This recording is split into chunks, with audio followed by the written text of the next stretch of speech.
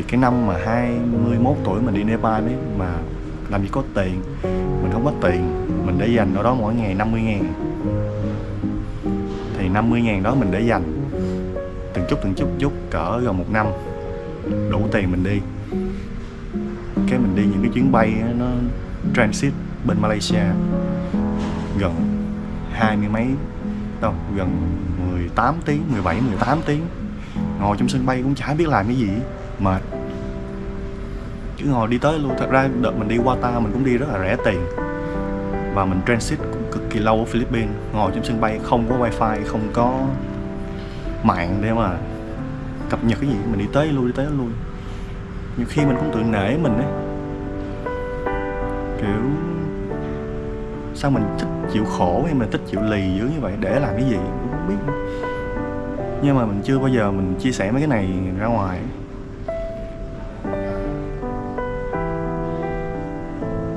Kiểu bây giờ ngồi nhìn lại một cái chặng đường ấy, 9 năm nó trôi qua ở cái tuổi 20 này, ở những cái năm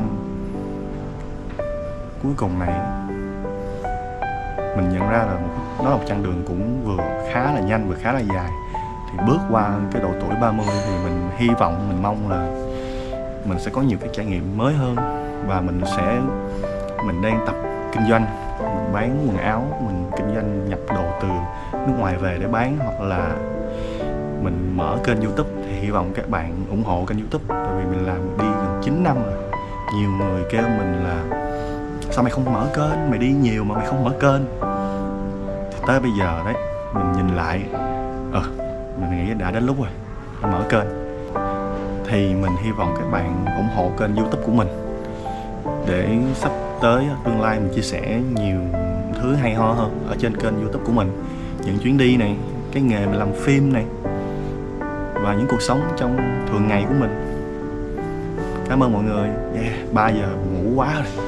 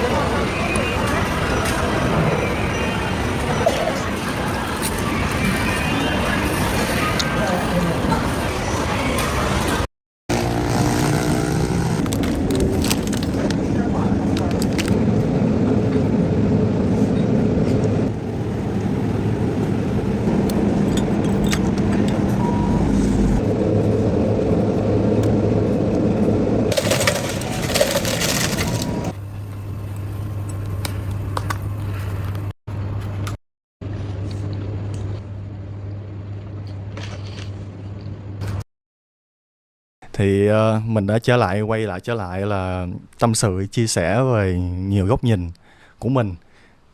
Tại vì sao hôm nay có cái podcast này á, là vì thứ nhất là ở ngoài trời đang rất là mưa, và thứ hai là mình vừa mới trải qua một cái câu chuyện mà mẹ khám là cái gì? Mới khám gì tờ cho tụi bay biết. Cái tờ gì? Mẹ có gì tụi bay biết nói gì. Mẹ đang để di chúc á hả? Nó làm mình buồn mấy ngày luôn ấy, là nó làm mình kiểu không biết phải giải quyết nó như thế nào, không biết phải đối diện với nó như thế nào. Thì câu chuyện nó như thế này nè, là cách đây 8 năm trước ấy, lúc mà mình mới bắt đầu làm nghề phim á, là mình đăng ở trên Instagram của mình là có một tấm hình mình để caption là tao sẽ trở thành DOP, tao sẽ trở thành một người DOP là đạo diễn hình ảnh ấy, tao sẽ trở thành một người đạo diễn hình ảnh quay phim rất là kiểu giỏi trong nghề, là kiểu mình đang tạo động lực cho bản thân mình để cố gắng. Thì thời gian nó cứ trôi qua thì bây giờ là đang 8 năm sau rồi này mọi người. Thật ra mình cũng không trở thành một DOP đâu, mà mình trở thành một người colorist, và hiện tại sắp tới là phát triển nó trở thành một đạo diễn và founder của một studio chuyên chỉnh màu phim ảnh, thì mọi người cũng đã biết rồi. Thì câu chuyện nó bắt đầu từ đây á, là lúc đó mình làm xong vài dự án đi thì mình có dư một chút đỉnh, thì thường là vài tháng mình hay cho tiền mẹ mình một lần ấy. Thì lúc đó là mình đem tiền vào cho mẹ mình đem tiền vào phòng mẹ mình cho, để mà mẹ mình có tiền. Thứ nhất là mua đồ ăn về nấu ăn cho nhà, thứ hai là mẹ mình là đi khám định kỳ hàng tháng. Thì mẹ mình đi khám định kỳ xong á là hay về đây á là cho mình coi kết quả nó như thế nào. Mà cái bữa đó mình cho mẹ mình tiền xong thì cũng không có nhiêu đó, chỉ cỡ 10 triệu thôi. Nhưng mà mẹ mình kêu là ở lại đây xíu, đợi mẹ xíu, mẹ lấy cái này cho.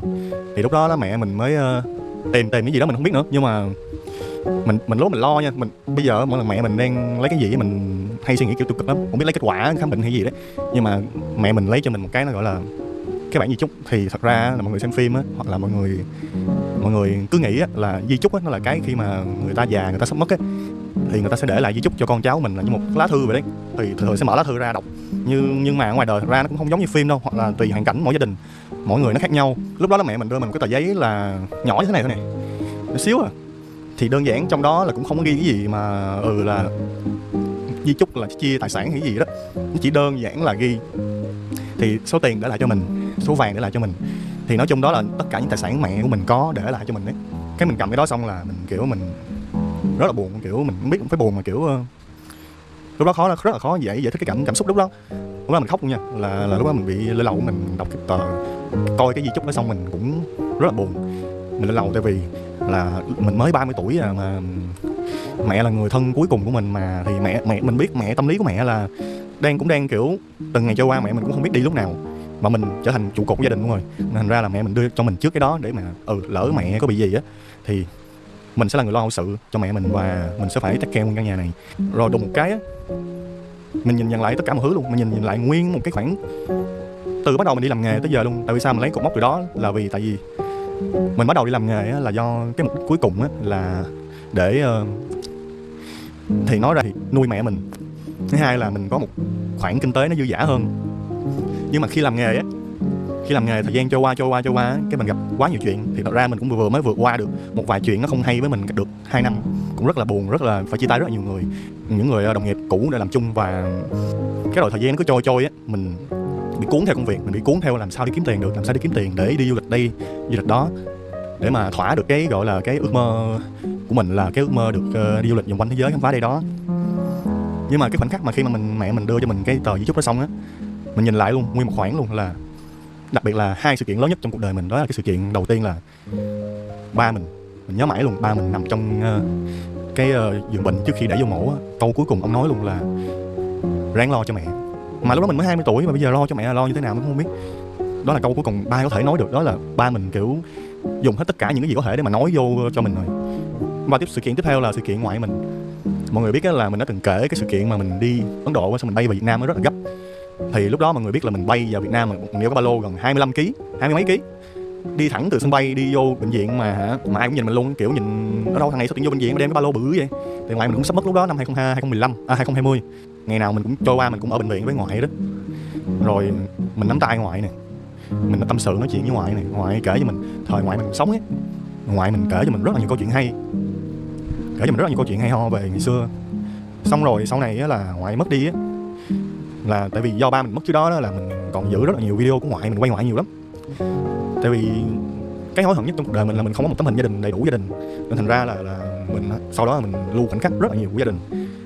Thì lúc đó là mình lưu lại những khoảnh khắc cuối cùng cuộc đời ngoại cho tới cái ngày ngoại mất là gần Tết hồi 2020. Thì mình cũng đã chuẩn bị tinh thần cho cái chuyện đó rồi. Lúc đó là ngoại nằm như vậy đấy, thở hổn hển không có đi. Mình thì ngồi một góc mình nhìn thôi, mình quan sát thôi là một người sắp mất họ đang như thế nào. Và mẹ mình và dì mình là hai chị em ruột là con của ngoại đó, hai người ngoài hai bên. Dì mình lại khóc rất là nhiều, còn mẹ mình chắc đã trải qua nhiều nỗi đau rồi. Mẹ mình cũng kiểu đau á nhưng mà kìm trong lòng. Cái bây giờ mình là người nhận cái di chúc á, dù biết thì sớm hay muộn gì thì mẹ mình cũng sẽ đưa mình coi cái đó thôi, nhưng mà kiểu mình thấy cuối cùng á là mục đích sống của cái cuộc đời này á, nó là gì. Tại vì mình không hiểu là ai cũng đi tìm mục đích sống, ai cũng đi tìm cái gọi là mình là ai á. Mình không hiểu tại sao đi tìm mấy cái đó để làm cái gì, mà là tại vì trước mặt của mình luôn, những người thân của mình luôn là những điều quý giá nhất. Thì cái chuyện mà sớm hay muộn gì mẹ mình đi á, nó không biết ngày nào thôi, nó cũng sớm hay muộn thôi, do mẹ cũng tai biến miếu, mẹ cũng lo. Thì mình mới nhớ lại á là đợt 2020 mình xem một bộ phim, đó là phim Show. Trong phim Show nó có một cái câu rất là hay, nó gọi là Epiphany. Epiphany á, nó có nghĩa là khoảnh khắc mà bạn thức tỉnh. Ví dụ như ở bên gọi là các bạn sống theo kiểu tâm linh đi, spiritual á, thì các bạn gọi là các bạn trải qua thiền định, các bạn trải qua nhiều biến cố, các bạn đạt đến trạng thái gọi là tỉnh thức, các bạn nhận thức được rất nhiều thứ nó diễn ra trước mắt các bạn, nó đang sai, nó đang đúng như thế nào. Thì bộ phim Soul này của Pixar á, khai thác một khía cạnh á, là về khía cạnh gọi là Epiphany, đó là khoảnh khắc của bạn thức tỉnh, khoảnh khắc của bạn nhận ra sự sâu sắc cuộc sống này như thế nào. Thì cái bộ phim đó mình nói sơ thôi nha, là bộ phim đó nó lấy bối cảnh là ở New York, nói về một người gọi là nhạc công chơi nhạc jazz tên là Joe Gardner. Thì Joe Gardner là xuất phát điểm của ông là một được tiếp xúc rất là nhiều người giỏi, nhiều người ở những việc của mình, và đừng đặt kỳ vọng quá cao, đừng đặt mọi thứ nó nằm ở cái level quá cao. Thì khi đó là cuộc sống của các bạn á, các bạn sẽ không có bị miss những cái khoảnh khắc, bỏ qua tại vì nó không có match được với cảm xúc của mình, và nó không.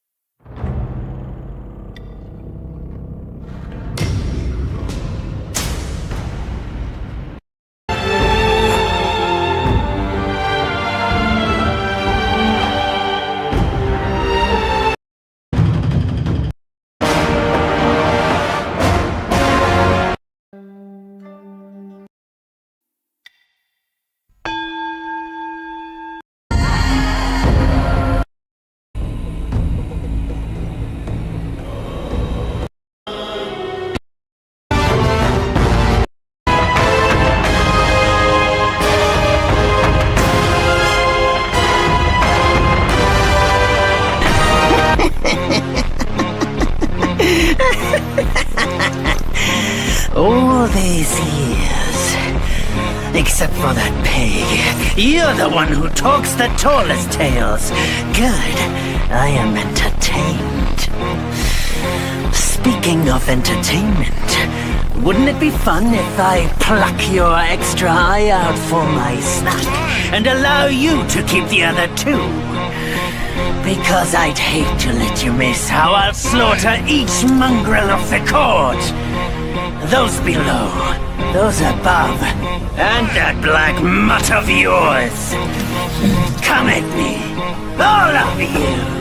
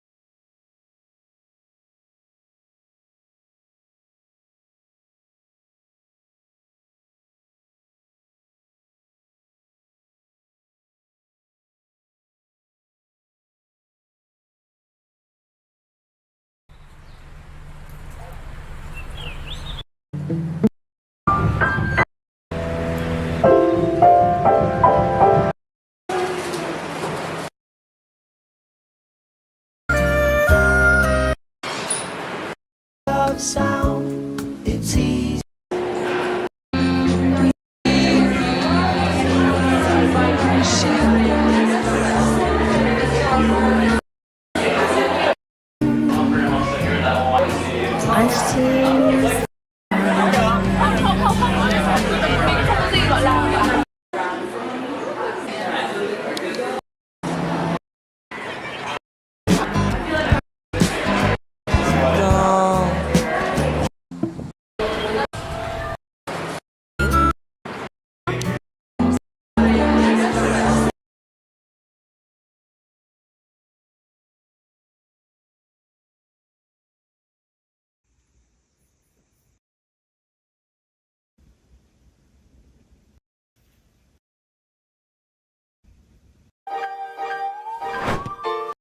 Reasons I give my that I need to do in the next 4 hours so that I can minimize the amount of times that I need.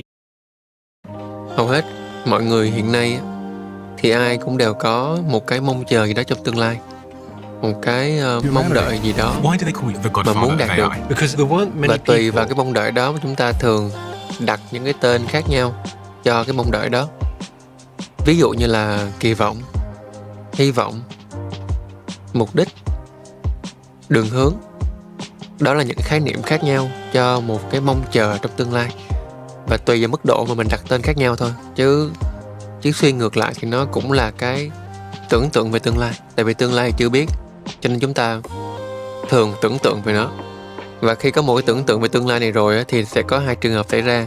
Một là đạt được, hai là không đạt được. Thì đạt được á, thì những người kể lại, người ta đều nói là đạt được xong thì đều thấy chưng hửng. Chỉ vui cái đúng lúc đạt được thôi, rồi thấy chưng hửng là không biết làm gì tiếp theo.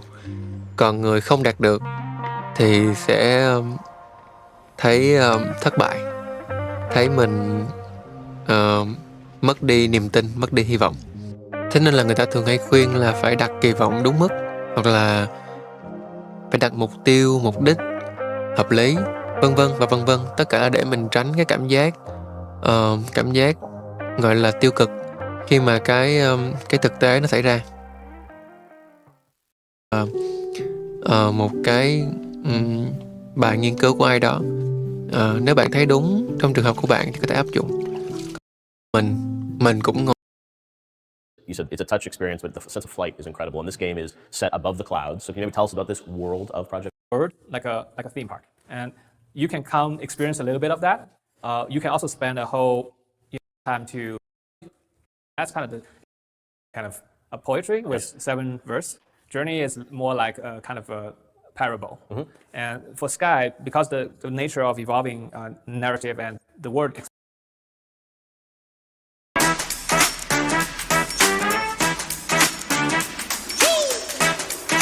I've always been jealous of. I'm familiar with suggests that while on the one hand, AI makes people 25% faster and 12% more work and 40% better quality, it's also true that less than 10% of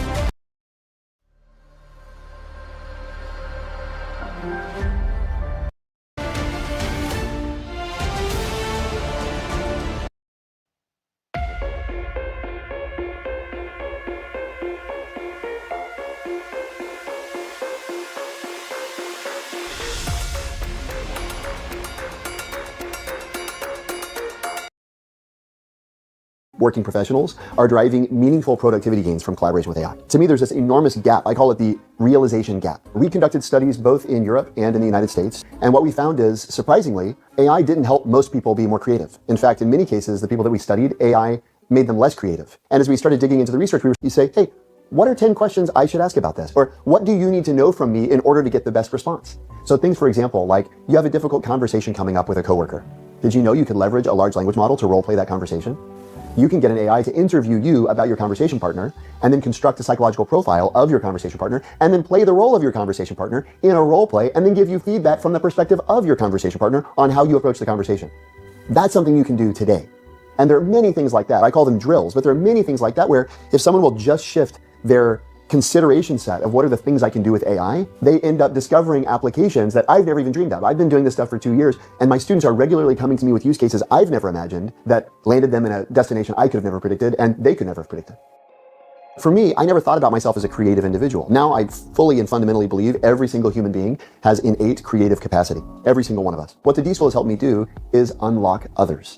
Everyone has this latent creative capacity. Once I was teaching a class with a hip-hop artist named Lecrae. He's a multi-time Grammy award-winning artist, and he and I are teaching a class to graduate students at Stanford, and we're giving them the assignment, you've got to go get inspiration in the world. And what I can see is, it's like looking at myself in the mirror 10 years ago, because all of the business school students in the class are going, inspiration? And I just felt, Lecrae's clearly the creative legend in the room. I said, Lecrae, what do you think about inspiration? And of course, as only a hip-hop artist could do, he dropped a bar. He said, inspiration's a discipline. And I realized in that moment, for these students, it's not even on their radar as a tool, let alone a routine part of their life. But the most wildly creative individuals I know are disciplined about cultivating the inputs to their thinking because they know it affects the outputs of their thinking. And so even in regards to AI, I push people, what is the inspiration you're bringing to the model? Everybody has the same access to the same ChatGPT. How do I get a different output than you do? It's because of what I bring to the model. And what do I bring to the model? Certainly I bring technique, but I also bring my experience, I bring my perspective, I bring all the inspiration I've gleaned from the world. That's what gets a user a differential output from a model. Mời các bạn, 3 nguồn hàng giày dép giá tận gốc chỉ 10.000 trên một đôi dành cho những bạn nào mà muốn khởi nghiệp kinh doanh online. A 7th grader in Ohio, who I don't even know what her name is, but her teacher asked, what is creativity? And she put a post-it note up on the board that says, creativity is doing more than the first thing you think of. And that's my favorite definition because it speaks to a profound cognitive bias that we hold. It's been called functional fixedness, it's been called the Einstellung effect, but the basic premise is humans tend to fixate on an early solution and be satisfied. Herbert Simon called it satisficing. But it's the idea that if we get to good enough, it's enough. And that's why I love that 7th grader's definition. Creativity is doing more than the first thing you think of. It's pushing past good enough. Is the definition of creativity changing in the age of AI? I don't think so. The reality is with AI, it's now easier than ever to get good enough. If your goal is world-class, if your goal is exceptional, then what you want to be prompting for is actually volume and variation. And that takes time. It takes time to not only read through it, but to sort it and to process it. But fundamentally, the definition of creativity doesn't change in the age of AI. It's just that the human's ability or inability to arrive at a creative state is affected not only by the technology, but also by their stated or unstated objectives in collaborating with it. Creators don't need to be afraid of AI. Creators need to dive in, they need to lean in. Creators are about to be unleashed in a way they've never been unleashed before. The only correct answer to the question, how do you use AI, is I don't. I don't use AI. I work with it. When you start working with AI, it will change everything.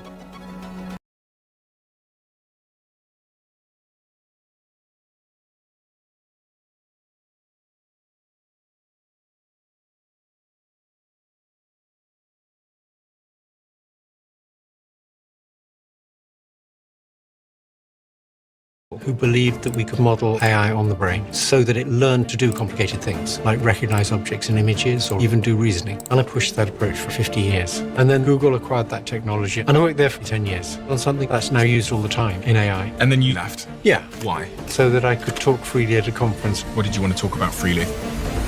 How dangerous AI could be. I realized that these things will one day get smarter than us, and we've never had to deal with that. And if you want to know what life's like when you're not the apex intelligence, ask a chicken.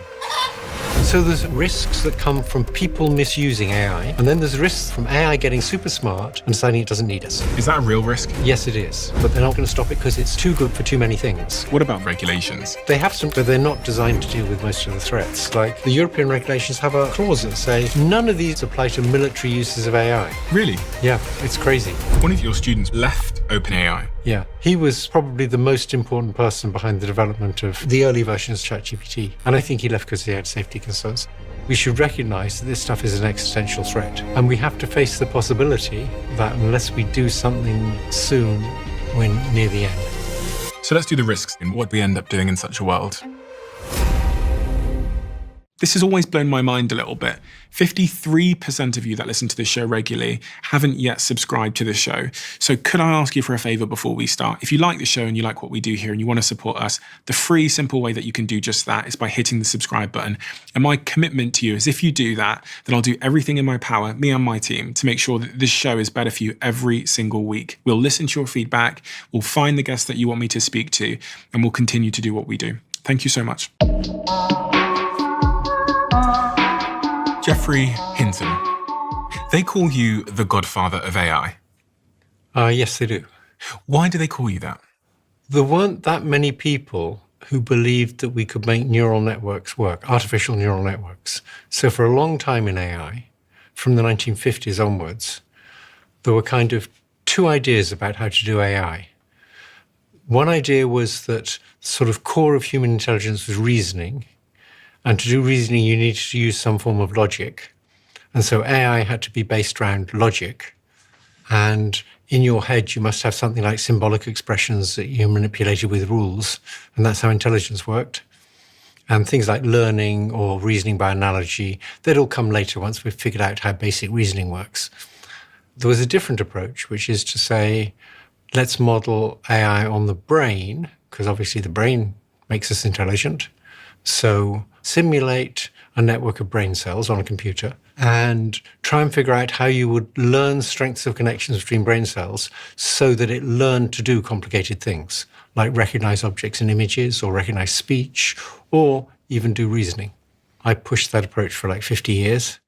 Because so few people believed in it, there weren't many good universities that had groups that did that. So if you did that, the best young students who believed in that came and worked with you. So I was very fortunate in getting a whole lot of really good students. Some of which have gone on to create and play an instrumental role in creating platforms like OpenAI. Yes, so Ilya Sutskever would be a nice example, a whole bunch of them. Why did you believe that modelling it off the brain was a more effective approach?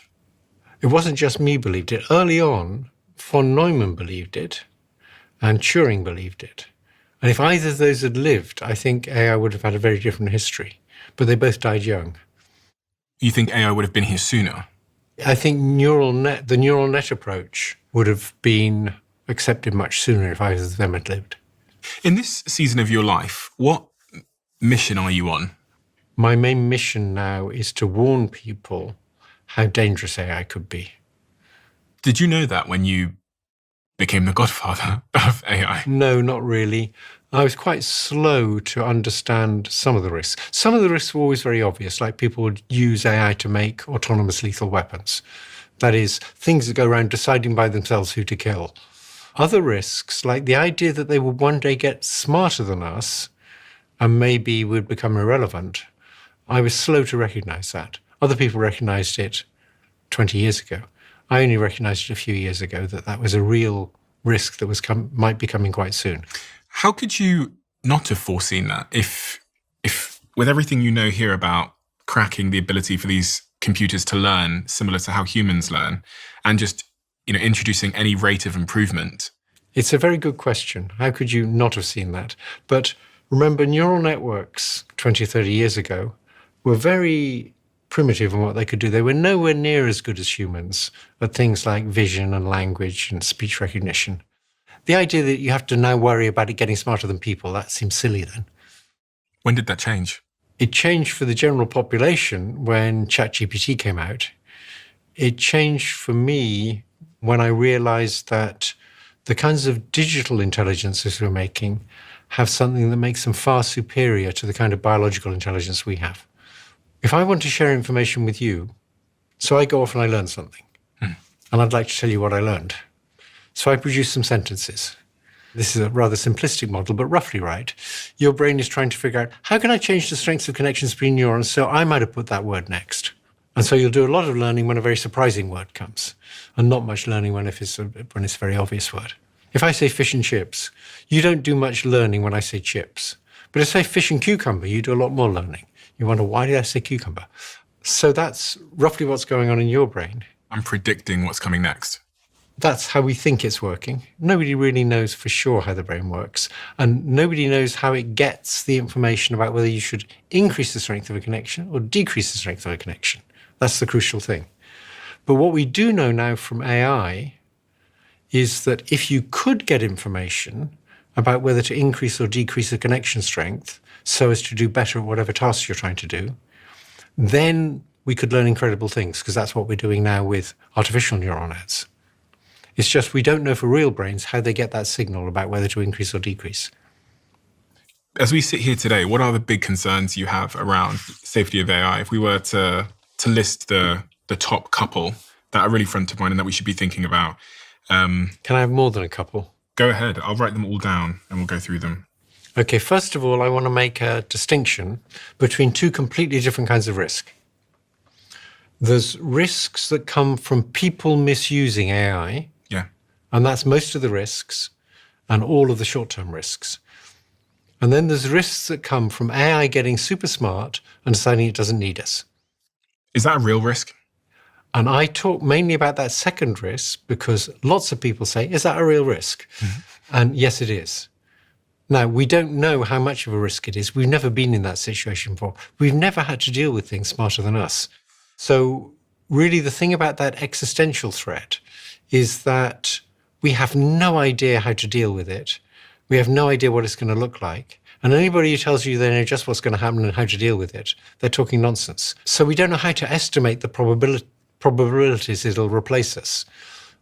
Some people say it's like less than 1%. My friend Yann Lecan, who was a postdoc with me, thinks, no. We're always going to be, we build these things, we're always going to be in control. We'll build them to be obedient. And other people, like Yudkowsky, say, no, these things are going to wipe us out for sure. If anybody builds it, it's going to wipe us all out. And he's confident of that. I think both of those positions are extreme. It's very hard to estimate the probabilities in between. If you had to bet on who was right out of your two friends? I simply don't know. So if I had to bet, I'd say the probabilities in between, and I don't know where to estimate it in between. I often say 10 to 20% chance they'll wipe us out. But that's just gut, based on the idea that we're still making them, and we're pretty ingenious. And the hope is that if enough smart people do enough research with enough resources, we'll figure out a way to build them so they'll never want to harm us. Sometimes I think if we talk about that second path, sometimes I think about nuclear bombs and the invention of the atomic. Then, if you look younger than your age, you might be one of us. If you've never broken a single bone. Then there's corrupting elections. Okay.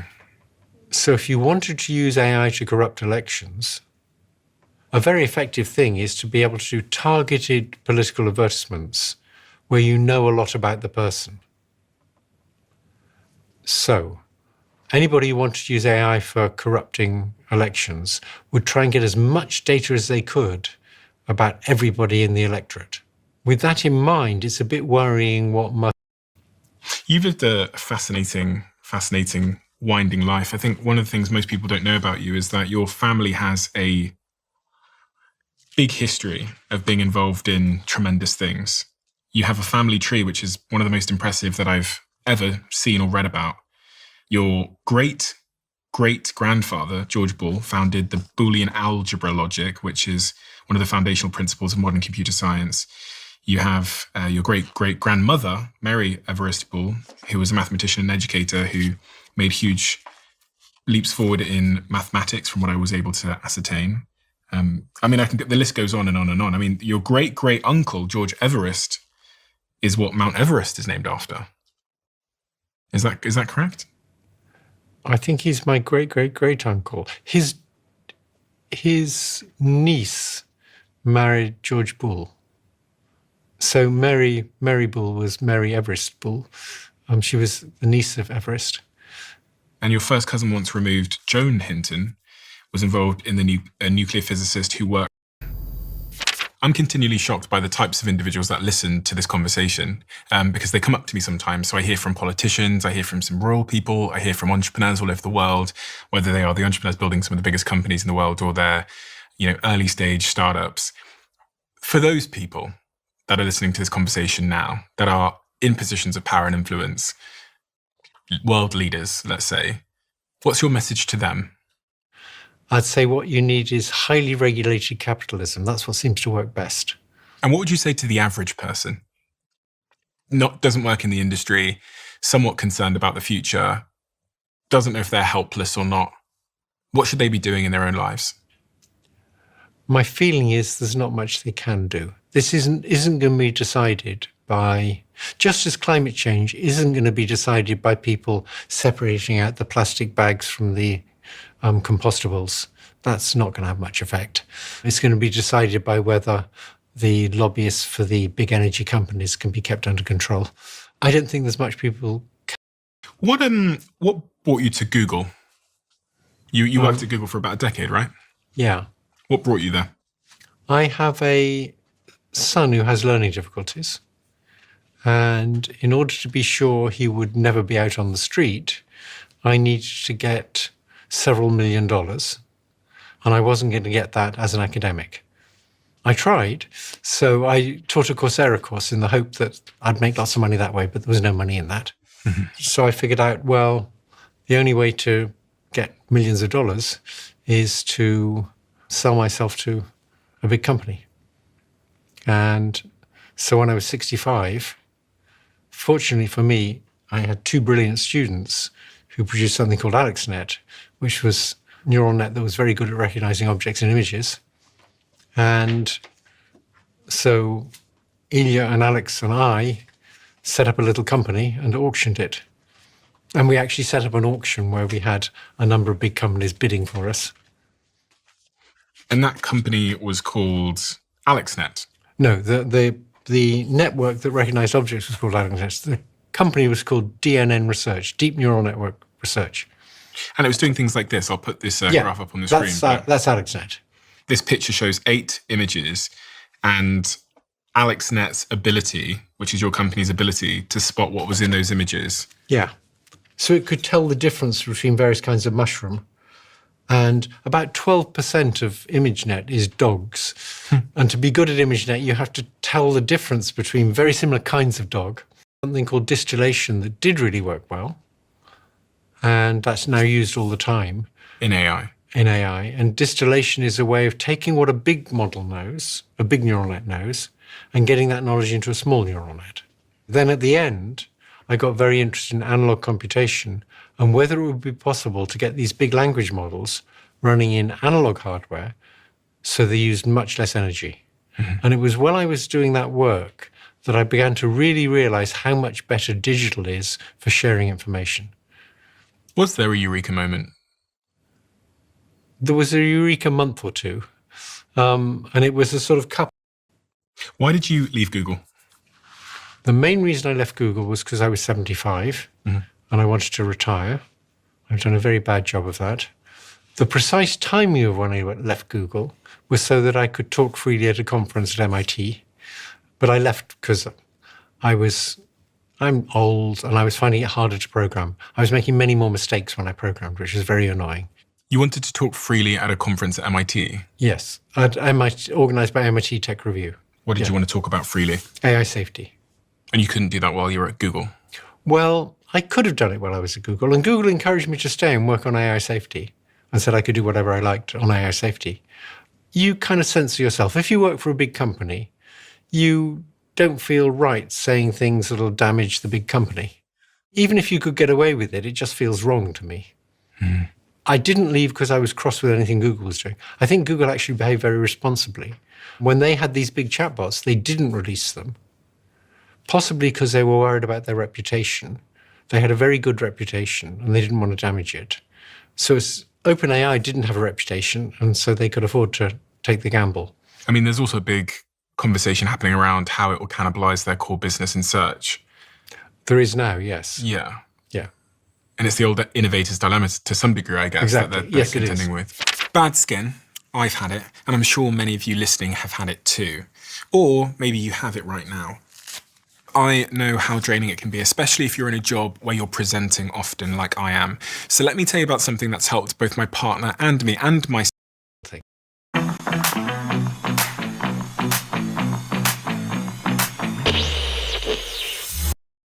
Things.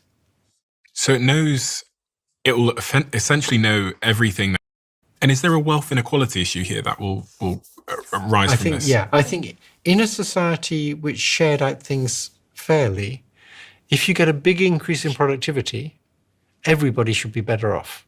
Mm. But if you can replace lots of people by AIs, then the people who get replaced will be worse off, and the company that supplies the AIs will be much better off, and the company that uses the AIs. So it's going to increase the gap between rich and poor. And we know that if you look at that gap between rich and poor, that basically tells you how nice a society is. If you have a big gap, you get very nasty societies in which people live in walled communities and put other people in mass jails. It's not good to increase the gap between rich and poor. The International Monetary Fund has expressed profound concerns that generative AI could cause massive labour disruptions and rising inequality, and has called for policies that prevent this from happening. I read that in the Business Insider. So have they given any idea of what the policies should look like? No. Yeah, that's the problem. I mean, if AI can make everything much more efficient and get rid of people for most jobs, or have a person assisted by AI doing many, many people's work, it's not obvious what to do about it. Universal basic income? Give everybody money? Yeah, I think that's a good start. And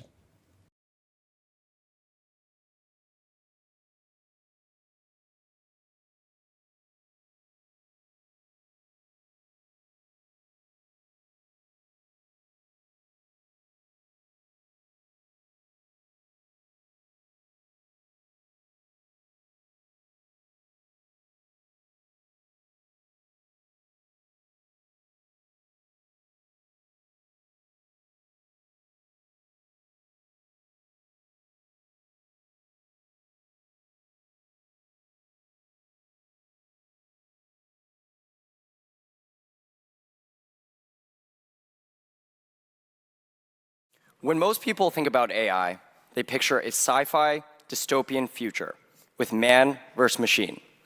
Terminator, Skynet, Black Mirror, Blade Runner, Westworld. But as someone who is working on the most ambitious AI projects in the world, every day, I can tell you that is far from reality. To me, it's the contrary of that. AI enhances and even supercharges humanity. Let me explain why. There are many reasons why AI will never replace humans. AI always has, and always will, rely on humans. That's one of the reasons that I was actually inspired to start an AI company. That and my background have had a huge impact on me and why I started Scale. My parents were brilliant scientists at Los Alamos who accomplished a lot in advancing their field. That inspired me to use science and technology. Boost your mobile game's revenue with rewarded ads. Unlike regular ads, rewarded ads are a part of the game. To have a real impact on the world. My dad was a physicist and my mom was an astrophysicist, both at the top of their field, who made meaningful contributions to plasma fluid dynamics and the beginnings of the universe. Their scientific work will have meaningful impacts on how we understand and perceive our world. And I wanted to work on something as impactful or even more impactful than that. That's why I decided to become a programmer, so I can make a difference in the world. Growing up as a programmer, despite how powerful computers are, you quickly realize how limited they are. In particular, they lack judgment and intelligence. Programming is the art of giving clear, robotic instructions to computers to accomplish simple objectives. It's all black and white, and there's no gray area. As I learned about AI, it was clearly transformational.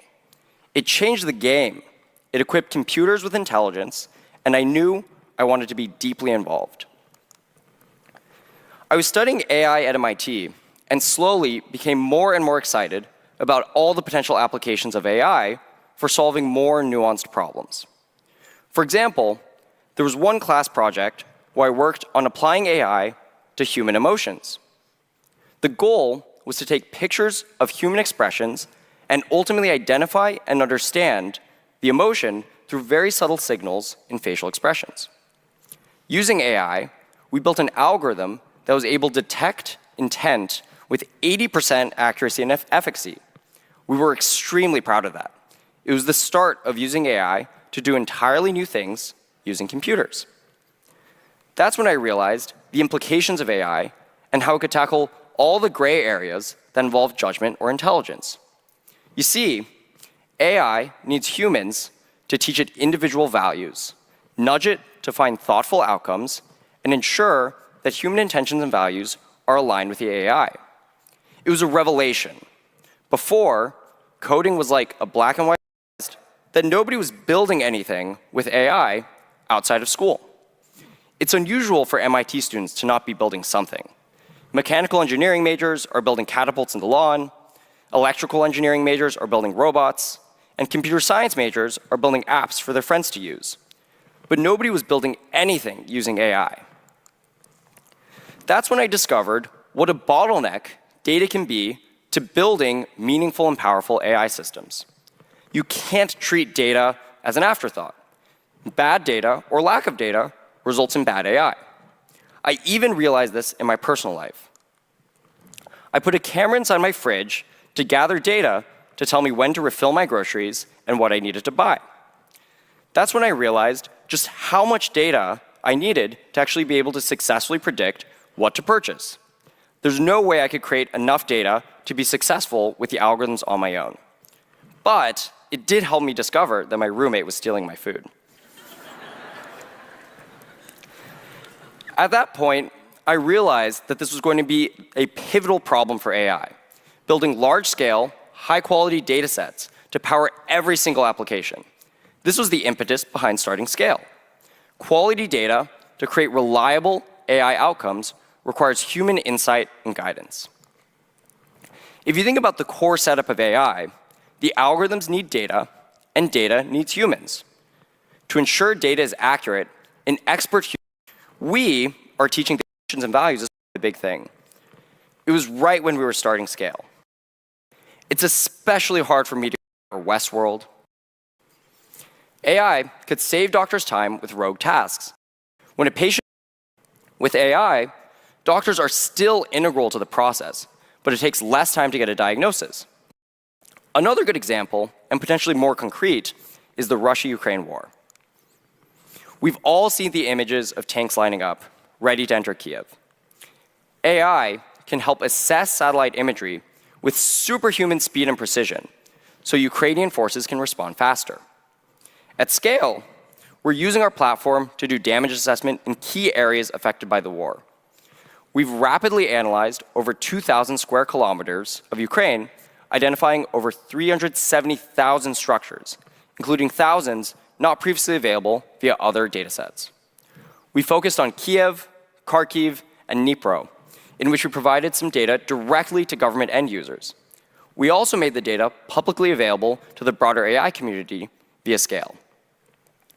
We can also use this data to maximize allocations of resources, people, or commodities. It's clear satellite data can be extremely useful in these types of situations. My work is easy because I use ClickUp. Here's how I keep track of all my tasks. I start by brain dumping everything I need to get done in a list view. Thanks to satellite data, your food supply has the potential to transform our lives for the better. Context with sensitivity to strategize and act in a timely manner.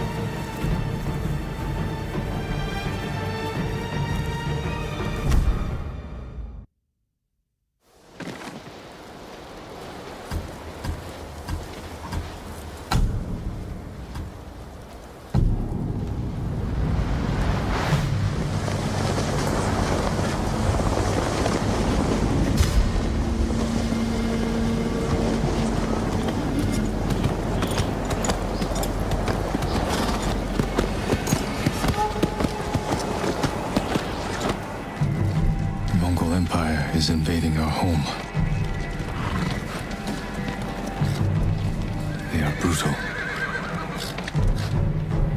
relentless, unstoppable.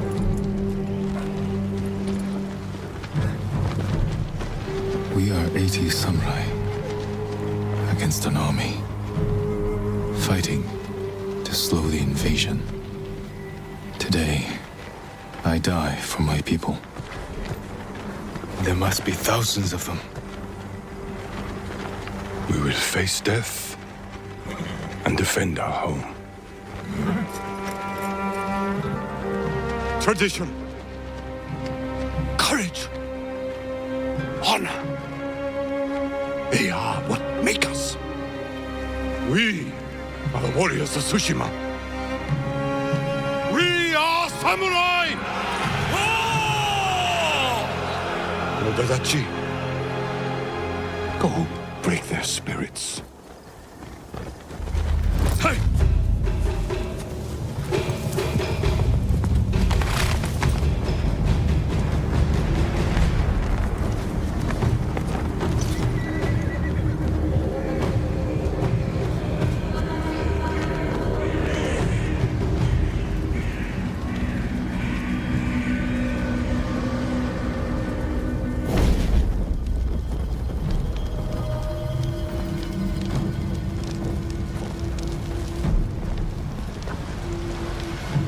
Outsiders! Send your finest warrior to face me! Nada, Jinnida.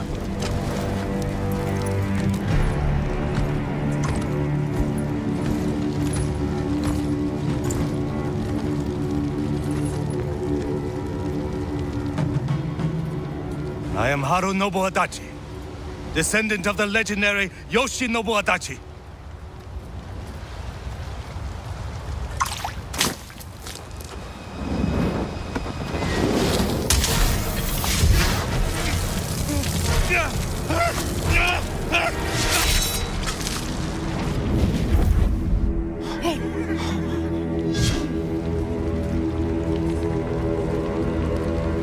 Samurai!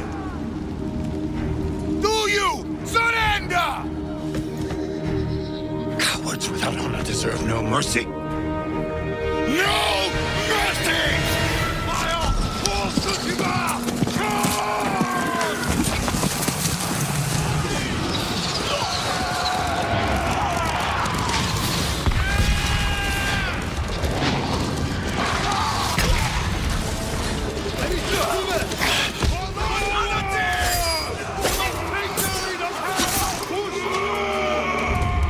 Their leader retreated! Hunt him down!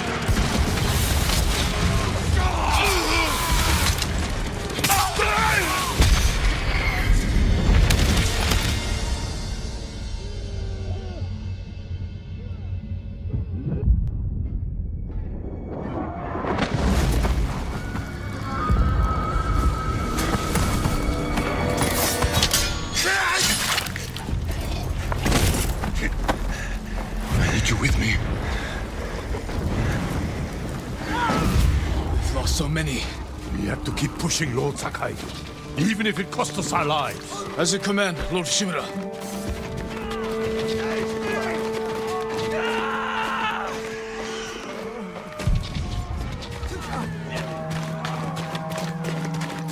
Men, we must hunt down the Mongol leader. Everyone, with me! More Mongol dogs! Hunt them down!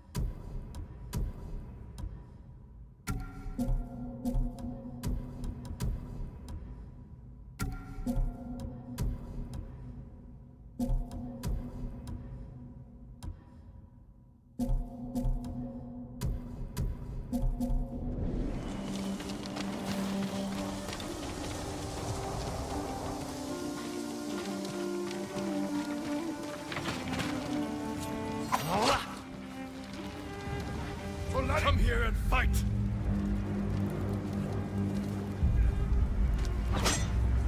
Holokchin Aktulna!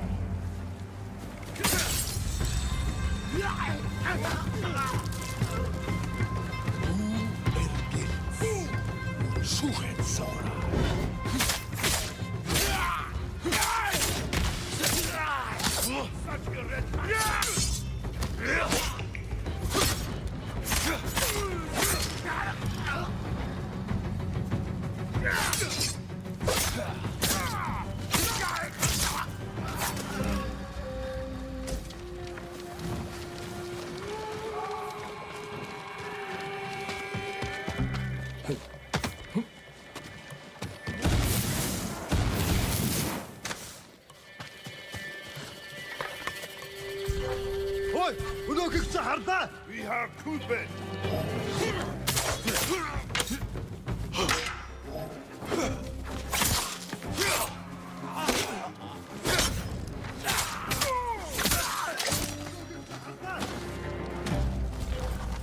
Kishe, Han! Tolarin Check!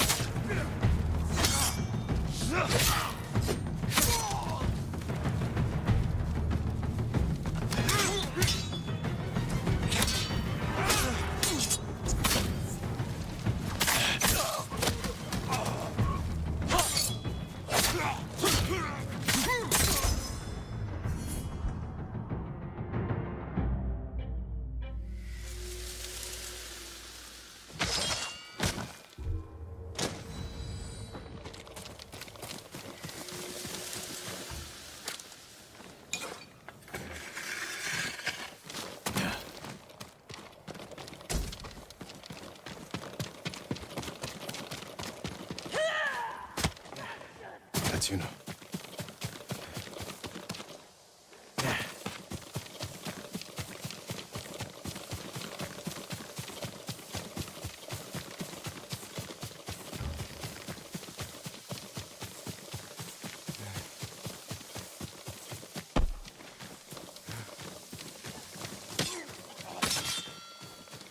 Jin, you found me. You handled that well. I should have heard him coming. Let myself get distracted. These people saw Mongols marching prisoners upriver. They had a blacksmith with them. Your brother? Sounds like it. They were taking him to a camp near the Canada Inlet. I know the place.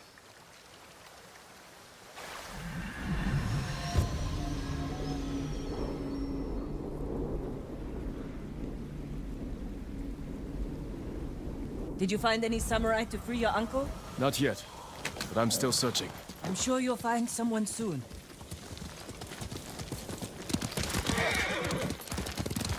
Taka can help you, after we save him. Hard to believe I might see him soon. He's lucky to have you. He might disagree.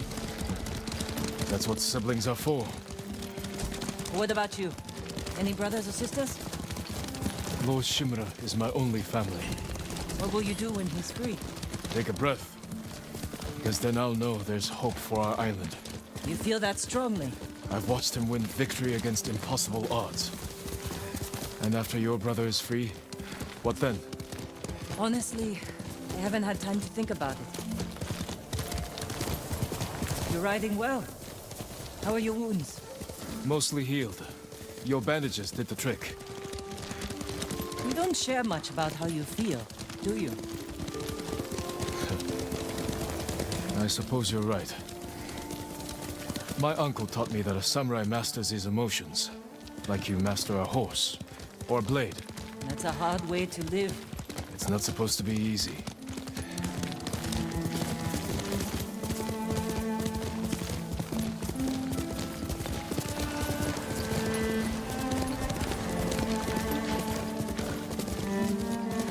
There's a spot up ahead that overlooks the river. Should give us a good view of the Mongol camp.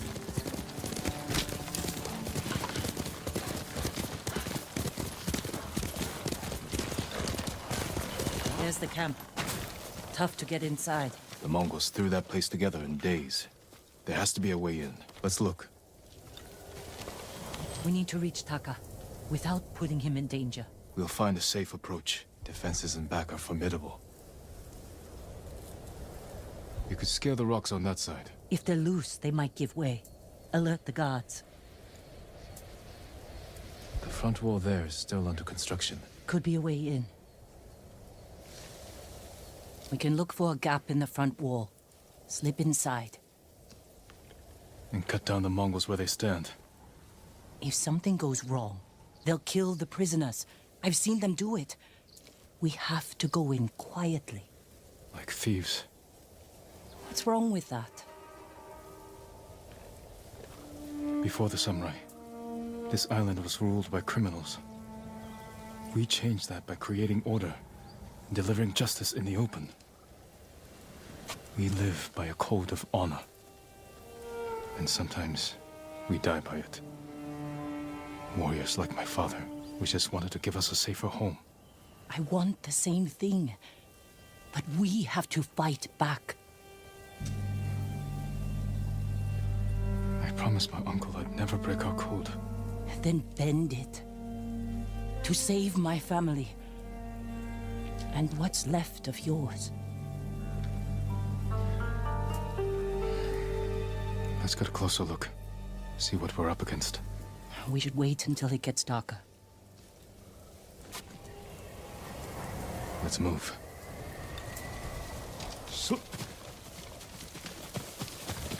Taka. He's been through a lot. Even before the invasion. But you took care of him. Someone had to. He hated when I stole. If it was that or starve, he didn't have a choice. I didn't choose to be a samurai either. Going against my instincts. My code. It's better than getting wiped out by the Mongols. We have to fight back. Any way we can. Through here.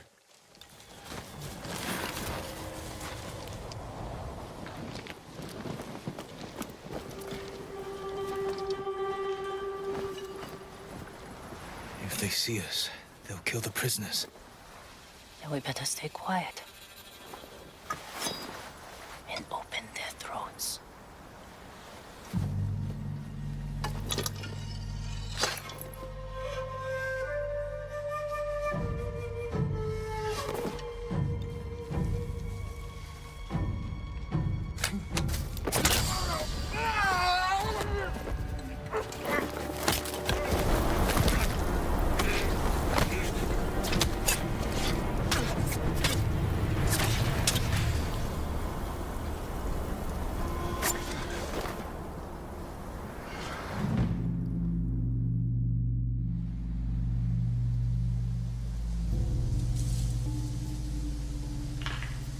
What do you think, Jin?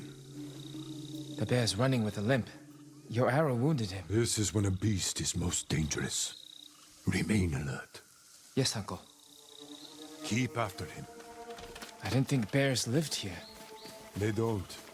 But the fighting in Yarikawa drove some this way. So it's the rebels' fault. We should feed them to this bear as punishment. We are not barbarians, Jin.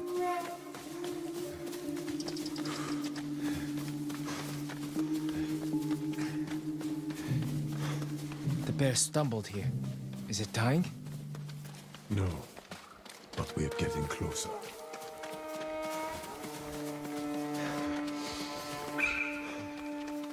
Boost your mobile Stay games ready. revenue with rewarded ads. Yes, Uncle. If it's Unlike still regular alive, ads, can rewarded I take ads the are shot? part of the game. Prove you can control your All right, traders, emotions. let's start the fun stuff with PineScript, which is, of course, strategy code. Multiplied Look, Uncle, by... There's a gash in his side. Not from an arrow. So, using the VAR keyword, we tell... Control yourself. Exit it. No. We are not criminals. Plot style of line This break, man here. line BR, and We are samurai. to 0 there. tried to kill So you. what we need to do, into the background and get all Must fancy like answer for that. this crime. To keep, I like his to keep life. things simple. I just plot a line. That's how I do it. Very simple. And look him in the eye. And teach him that samurai never acts out of anger or fear. And take his life with honor.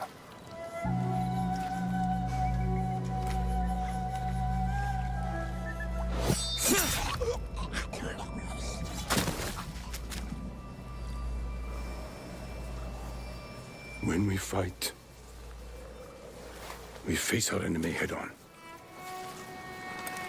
And when we take their life, we look them in the eye with courage and respect. This is what makes us samurai. The users operate significantly decreased. Additionally, there are many different ways of siege. Here's a brief list with the Fluid's necessary capabilities in the ETAP 8.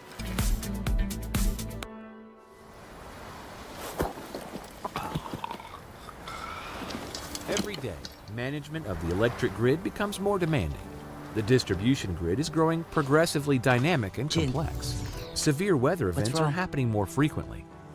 The volume of data that utilities need to understand and integrate is ever increasing. And rising levels of renewables and DERs continue to be connected to the grid. Operators are being helping on the traditional technology that comes from to efficient data sharing.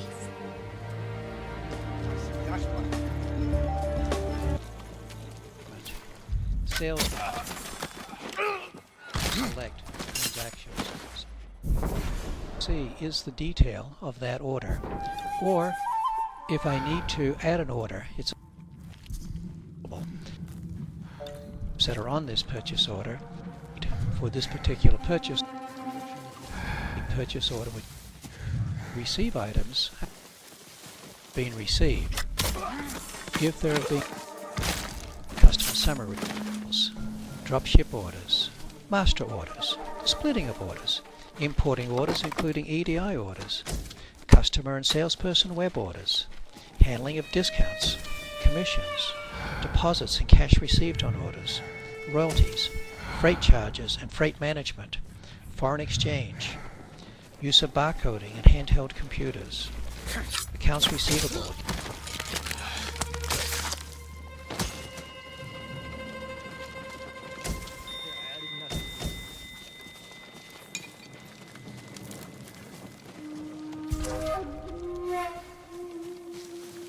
There, a prisoner. Taka? Let's find out. No, it's not Taka.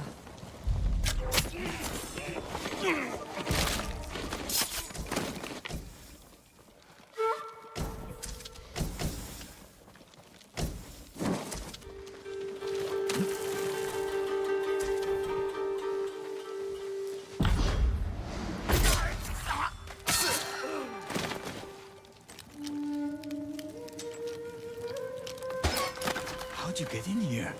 We need to go. We'll talk when it's safe. Come on.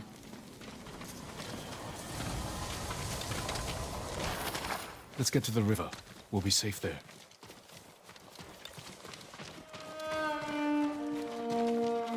Are you with the Straw Hat Ronin? I was. Cut ties with them after they started running low on rations. Lord Shimura's been captured, and I could use some extra swords to free him. Are you looking for work? No, but the other Straw Hats may be. Last I heard, they were hunting Mongols in Tsutsu Prefecture, by the coast near the Kishi grasslands. This way. We're looking for my brother, a blacksmith named Taka. Don't know him, but a lot of prisoners move through here. You said they were moving the slaves. Where? They mentioned Azamo Bay. And there was a blacksmith in the last group. Young man with a beard. From Yarikawa, maybe. You'd better be right. I hope you find your blacksmith. Taka's alive in Azamo Bay. The town is surrounded by walls.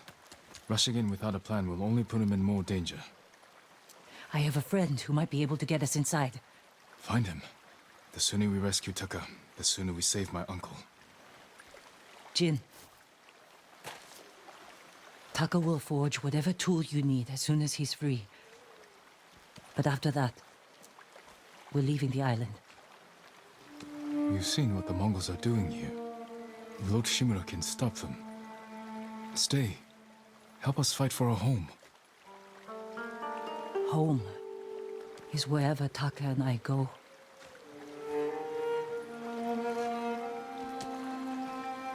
My friend lives in Azamo Prefecture, on the border with Tsutsu. I'll find you there. I know this wasn't easy. Going against your code. I did what I had to. Thank you.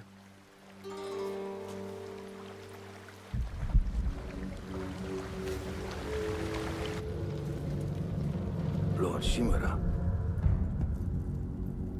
you deserve better than this.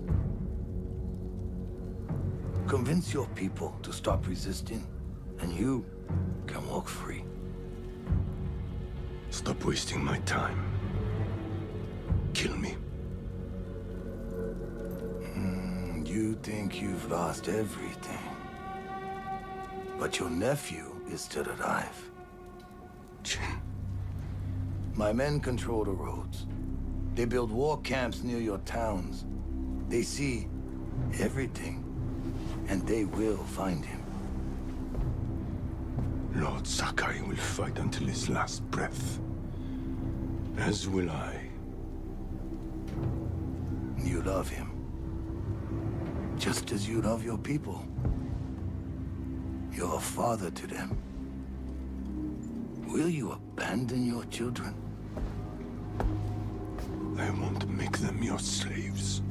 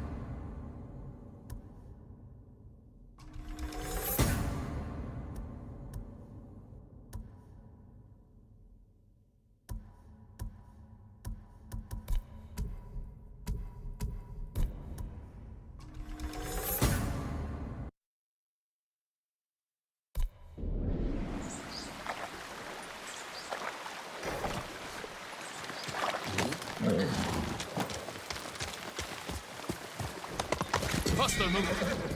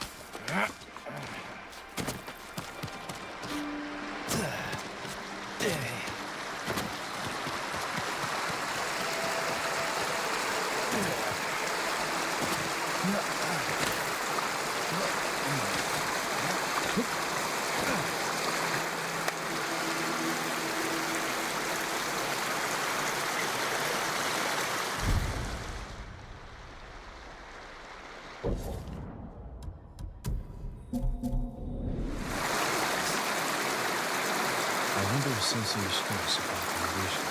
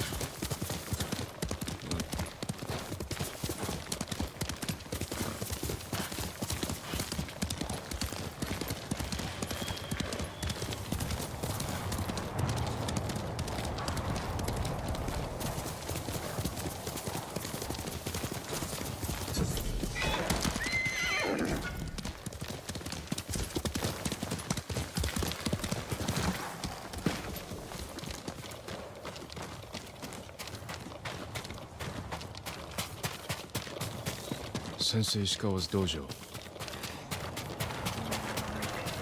There was a struggle here. Better look around. Dried blood. The fight wasn't recent. Someone was wounded. Remove the arrow. Bloody footprints. The victim or the attacker.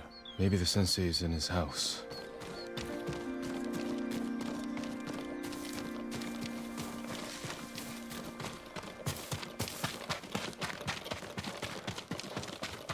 A humble home for a samurai.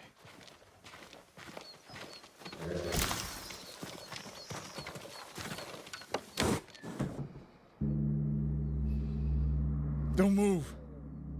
Sensei Ishikawa. Lord Sakai's boy. You survived Komoda.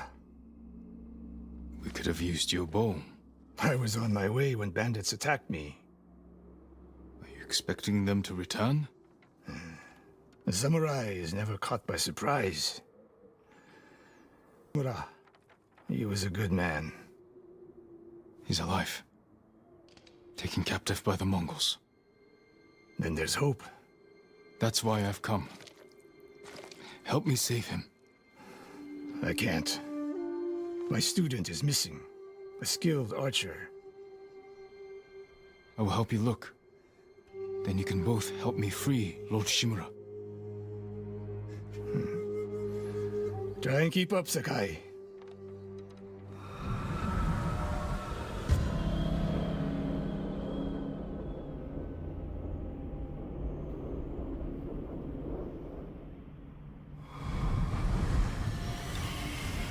Who else made it out of Komoda?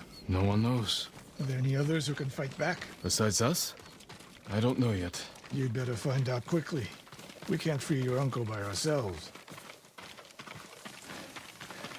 I can help track your student. I need no help tracking Tomoe. Tomoe? A woman? From what clan? No clan. A peasant. She can outshoot any samurai I know. Even you, Sakai. The last time I saw you was 10 years ago. You came to study with me. You remember? I remember most of the students I reject. Instead, you took this Tomoe as your student. You showed promise. Tomoe is a prodigy.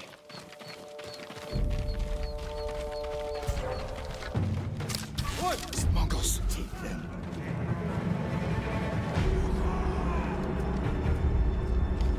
Хоолойгч нь огтлноос самурай.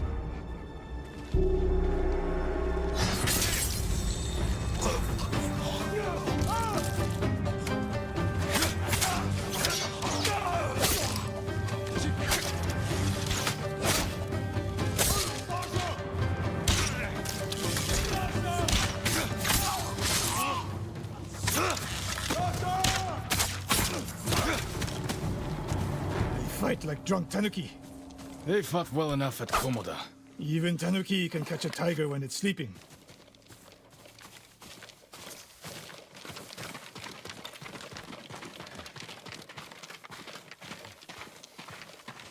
Tomoe's trail picks up here. Come!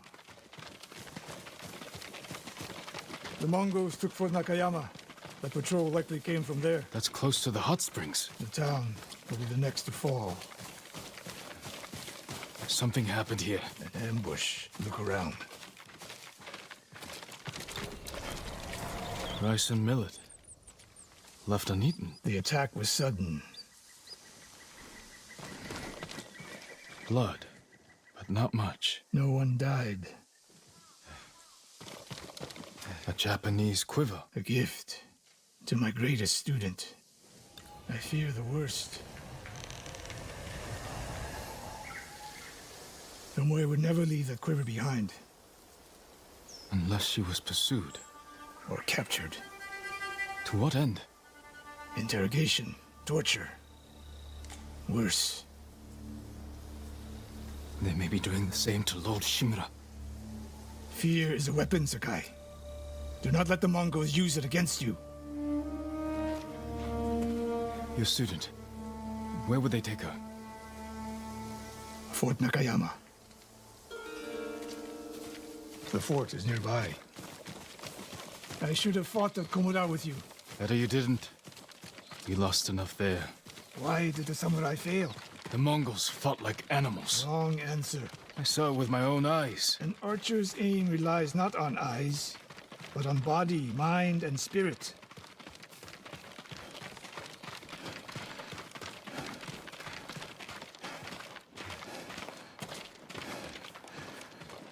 Stop here. We need to talk. What's wrong, Sensei? This bow was a gift to me from Lord Nagao many years ago. It's a beautiful weapon. Of course it is. And there's nothing more painful to me than a perfect bow ineptly used. Then it's a good thing you're giving it to me. Who said anything about giving? Prove you can shoot straight. I'll let you borrow it. Try it out before we go into battle. Aim for that lamp closest to us.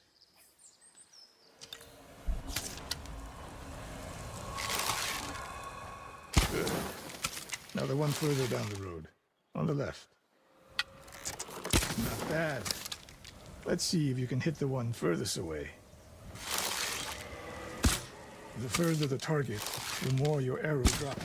How does it feel? Like it was made for me. It wasn't. So take good care of it.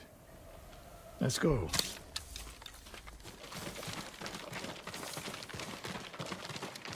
A bow like this would have helped at Komoda. It is a good bow, but victory is won by warriors, not weapons. You haven't seen the Mongols fire weapons. And they have not yet won. Fort Nakayama. I hope your student is inside. We'll get a better look at the defenses from up there.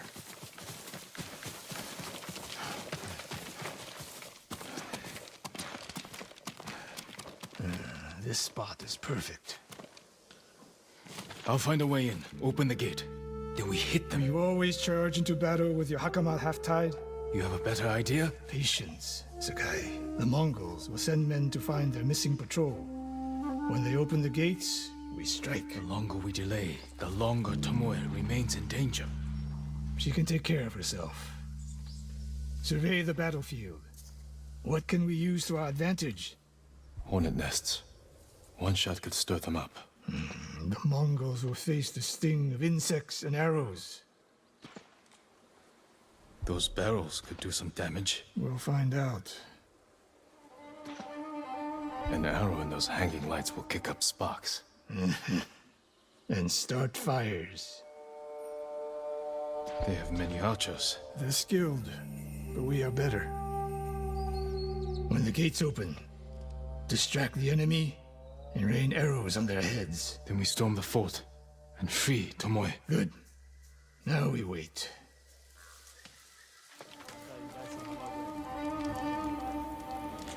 They're opening the gates. Wait for my signal.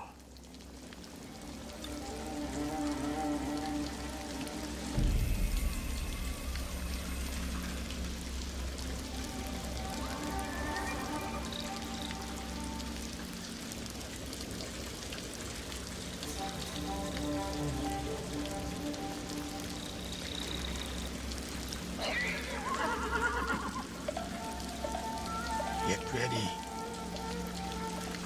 Now, send them to their ancestors.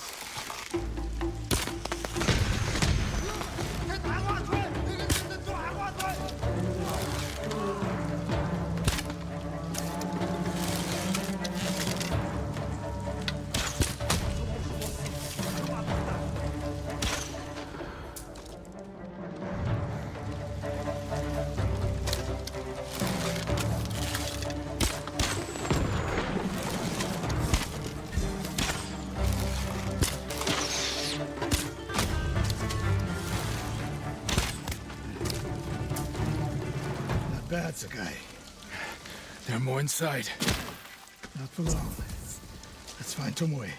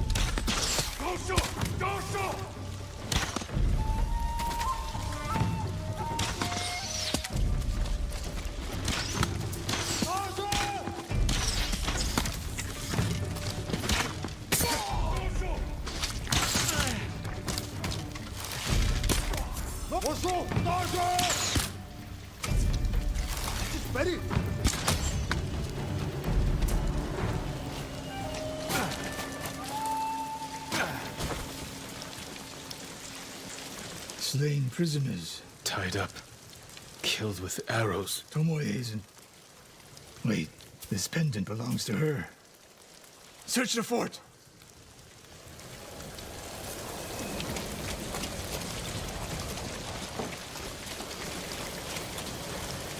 These arrows are Japanese. They're Tomoe's arrows. You are sure? I taught her to make the knock with deer horn. And that curve of the eagle feathers. So the Mongols took her weapons? The shots are tightly clustered. No Mongol shoots Japanese arrows with such skill. Huh. Then they allowed her to use a bow.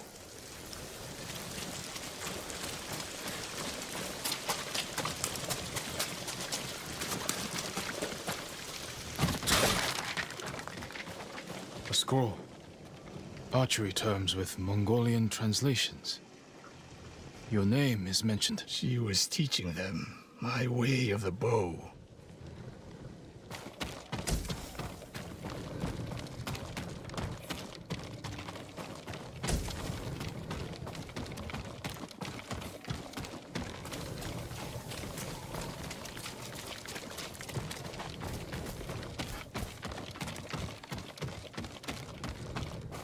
Someone's personal quarters. A woman's kimono. Tomoe's kimono. The Mongols freed her. Why?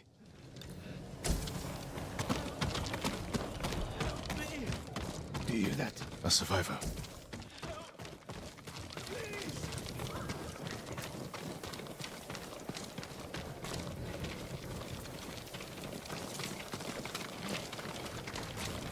It's so cold. We're looking for a woman, an archer. The Mongols caged her with us. But they set her free. Gave her armor and a bow. She killed my wife. And the others. The bodies we found. She proved her skill to the enemy. And they recruited her. Please. It hurts. Don't leave me. I've seen enough. Let's go. I should have killed her. Sensei? Tomoe won her freedom. And she joined the Mongols. Why would she do that? What happened? I pushed her too hard. Pushed her how? What are you hiding? Sensei!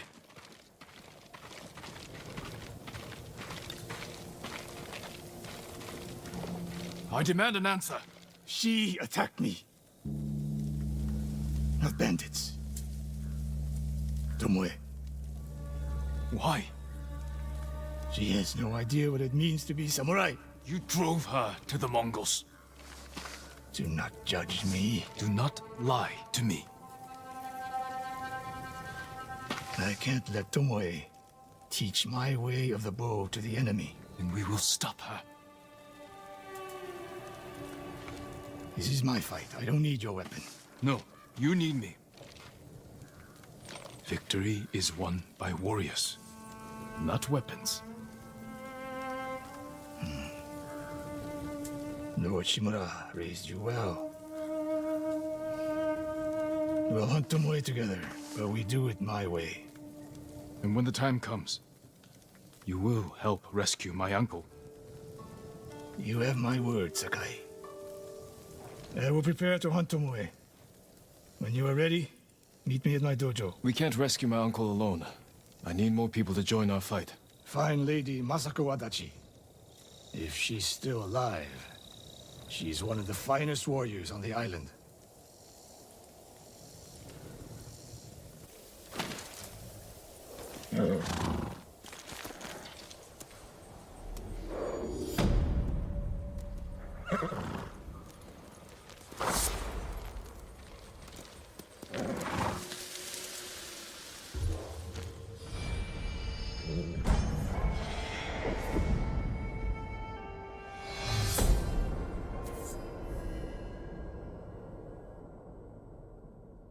The Mongols are everywhere.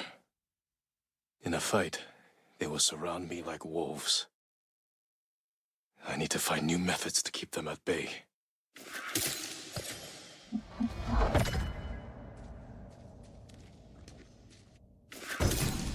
A well-balanced blade I can throw to catch a foe by surprise and finish them off.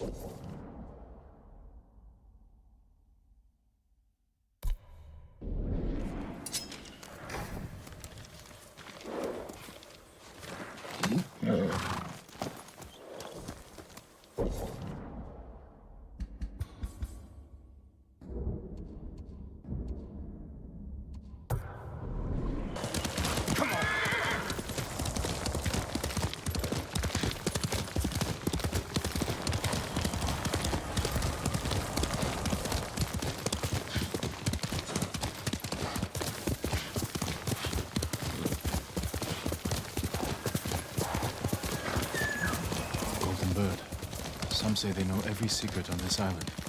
I wonder where it's going.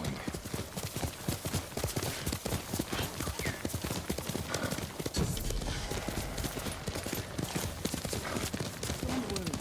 We'll keep Lord Shimura alive. How do you know? He's the most powerful man on... May Kami protect your path, my lord. My mother believed Inari is my guardian. She saw a fox chasing fireflies outside our home the day I was born. She knew that foxes are Inari's messengers in our world. When you see one, always follow where it leads. I will. Thank you. Throw them, I think. With their bare hands? Right. The balls only work with fire. I knew we'd lose some of you. My lord, the Mongols have taken the bridge leading into Hyoshi Springs. Many people travel that bridge. They'll be vulnerable to attack. I'll go there, see what I can do. Thank you, my lord.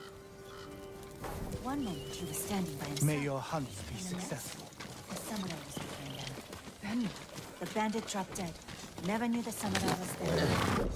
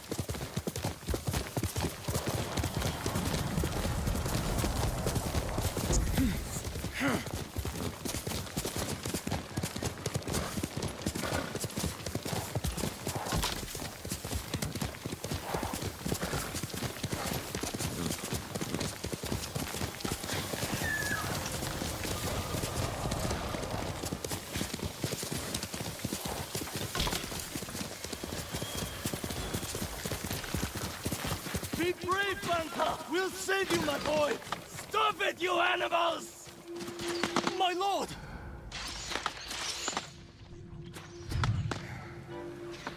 They've taken the bridge! Tell me. We were running for Hiyoshi Springs. The bridge looked safe, but the Mongols were in the ravine. They started shooting from below. Someone's injured. Banta! My brother's boy! They're using him as bait. Tell your family to stay clear of the bridge. I'll stop this.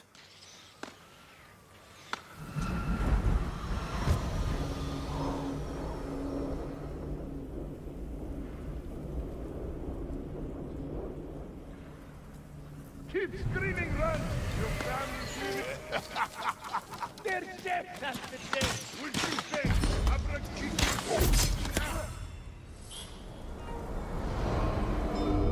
Jin. We looked them in the eye. With courage. Only cowards strike from the shadows. Forgive me, Uncle.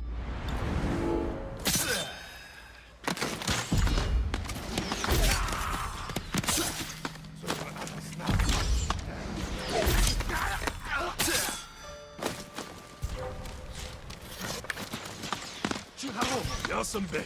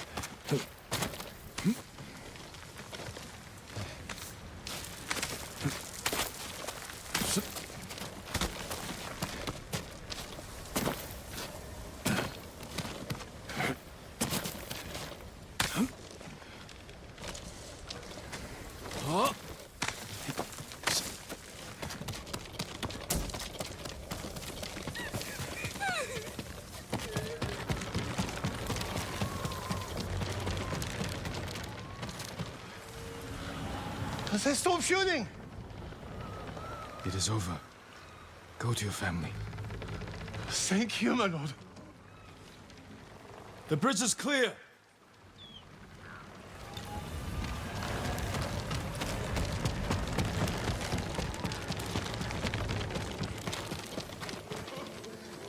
The Mongols are gone. Did they scream? Their suffering isn't your concern. Take your family to Hiyoshi Springs. These roads are dangerous. We will. Thank you.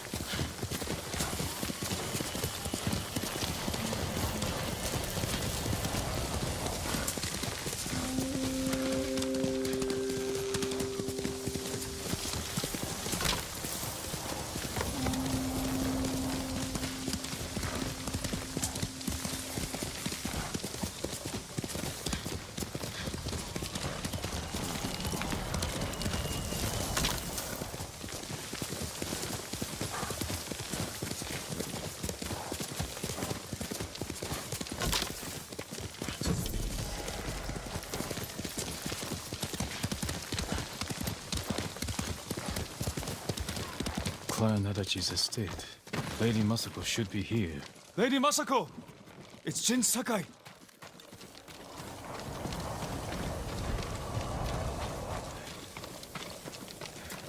You'll kill him!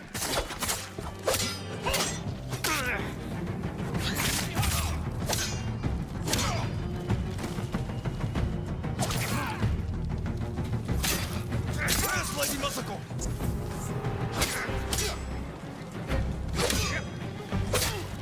Tell me where she is.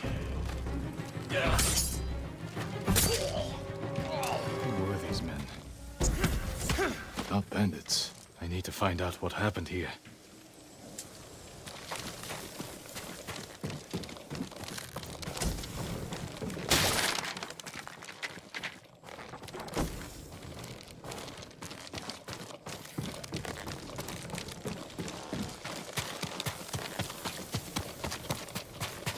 Someone forced their way in. What happened here? A naginata. Used by the women of Clan Adachi. They fought to defend their family.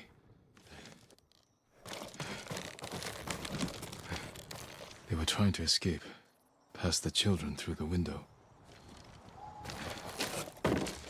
If anyone survived, they may have fled on horseback. Better check the stables. Empty stables. Someone took the horses. Blood's dry.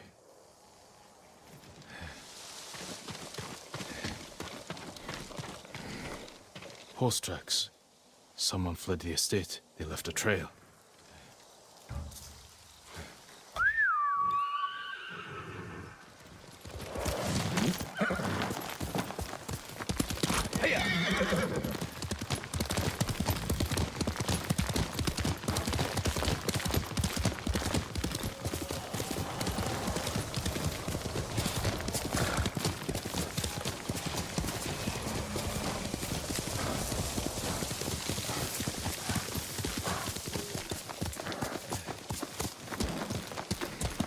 Archers who hunted the rider. The rider was skilled, knew how to confuse their aim. A fallen horse. This horse belonged to Clan Adachi.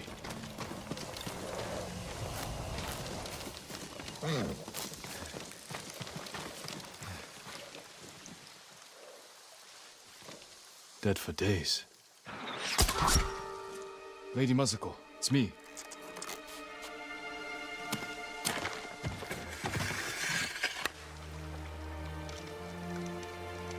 Jin Sakai. They said no samurai escaped Komoda. My husband.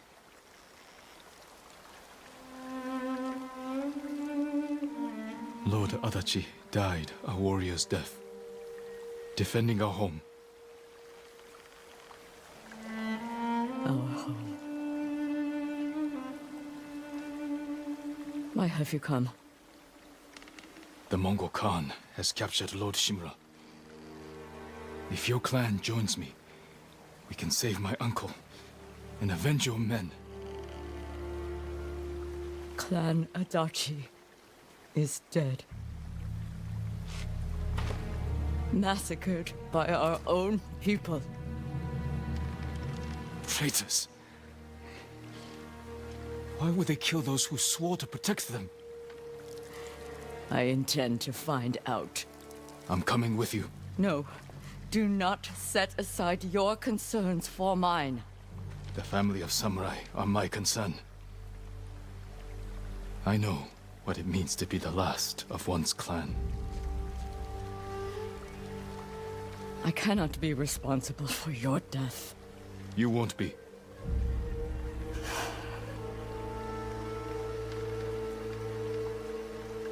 Ride with me.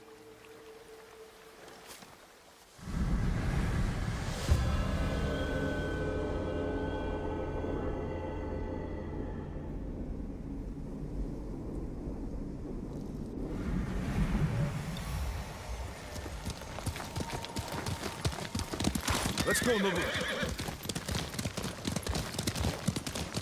I fought men at your estate. They were waiting to finish what they started. The night my husband and sons rode to face the Mongols. The assassins came to our home. My sister took the children and fled. I stayed with my son's wives to fight our attackers. We were outnumbered. And then I was the only one left. That's how it ended for me at Komoda. For me, it wasn't over. I buried them here with the rest of our family.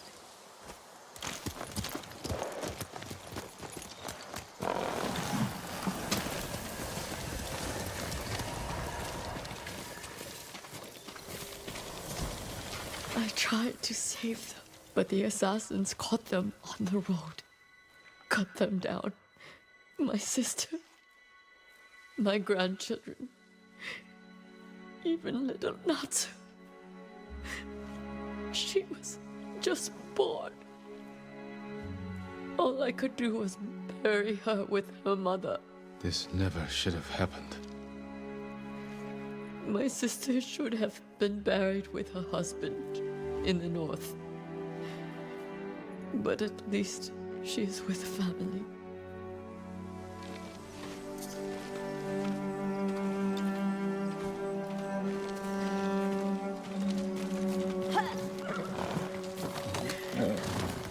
Come.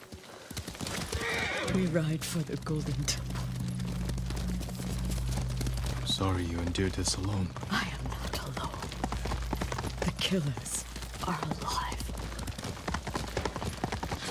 They will pay for what they did. Every moment the killers walk free brings me shame.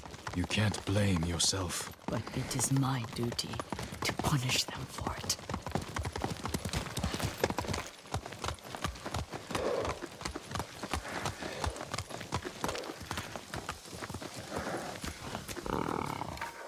You'll have to go in without me. Find the monk named Sogen and tell him the fate of Clan Adachi. What are you plotting, Lady Masako? Indulge a grieving widow. Once you've talked to Sogen, find the armorer. She is repairing something for me. I want you to have it. I will do that. Thank you. I will wait for you on the other side of the temple.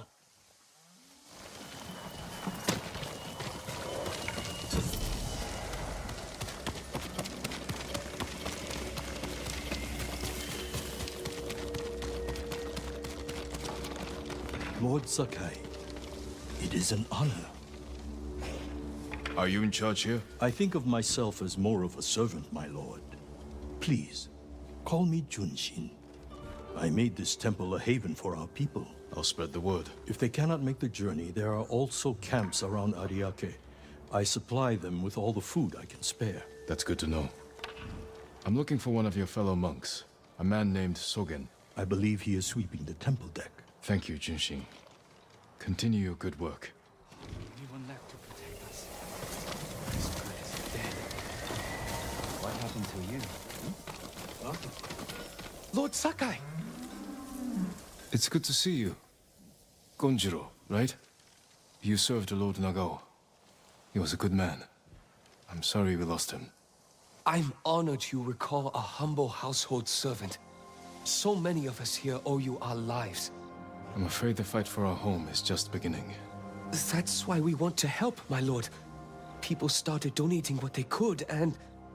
Please, accept these gifts. Thank you, Gonjiro. And everyone else who contributed. We'll keep donating what we can, here and elsewhere, as word of your victory spread.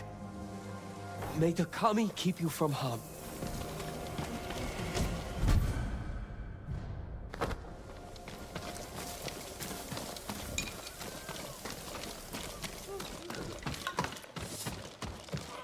Are you Sogen? I am. I am Sakai. A samurai. Alive? I have a message from Lady Masako. Clan Adachi was attacked. She is the only survivor. The Mongols. Traitors. Our own people. How horrible. Has anyone suspicious passed through the temple? A group of armed men? Not that I've seen, but... my duties keep me far too busy. Please tell Lady Masako she's welcome to take refuge here. Thank you for your time. Of course. My lord! You made it! I came straight here. Stayed off the roads, just like you said, Lord Sakai. I'm glad you got here safely. How is your little one holding up? He's braver than his father. People didn't believe it when I told them a samurai sent us here. Take care of yourself.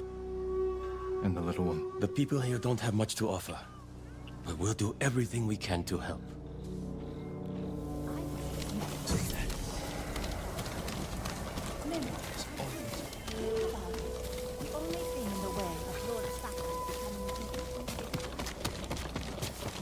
Permit me to refine your armor, my lord. Lady Masako sent me. Said you were repairing something she wanted me to have. The armor. It's one of the finest sets I've ever worked with. Let me get it.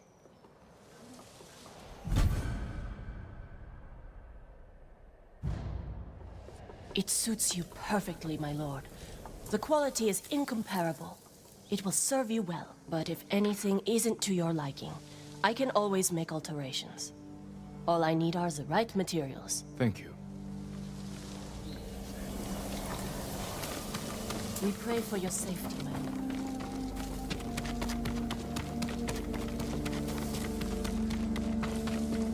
You got the armor. It fits well. It belonged to my eldest, Shigesato. It is an honor. I spoke to the monk. What did Sogen say? He offers you refuge in the temple. So my family's killers know where to find me. We need to move. You think Sogen is behind the massacre? He visited my home just before the assassins. The little bastard was their scout. That doesn't prove his guilt. No, but it earns my suspicion. Sogen arrived from Kamiagata at the beginning of autumn. When we first heard the Mongols plan to invade. The plot to destroy my clan took precision, planning. And a war to cover the treachery.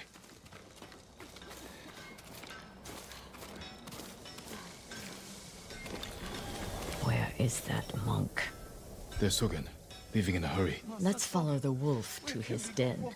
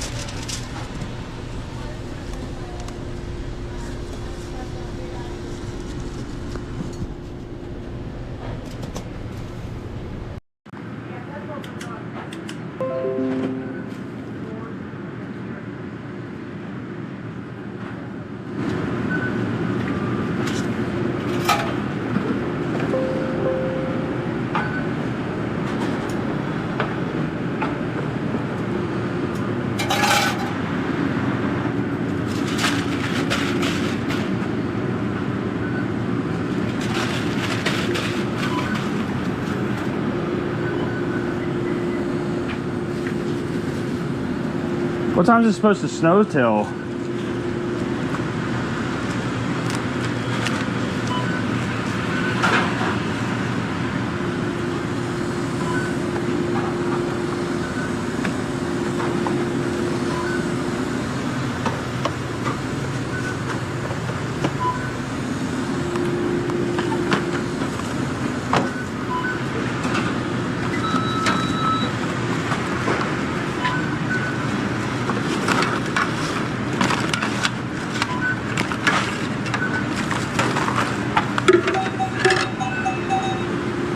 Do.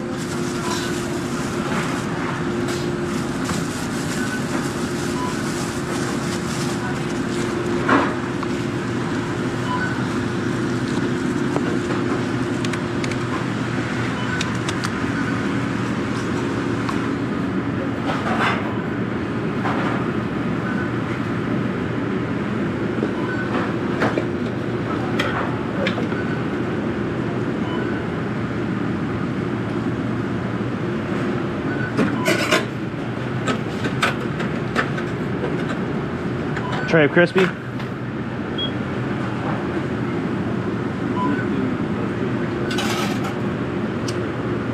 3.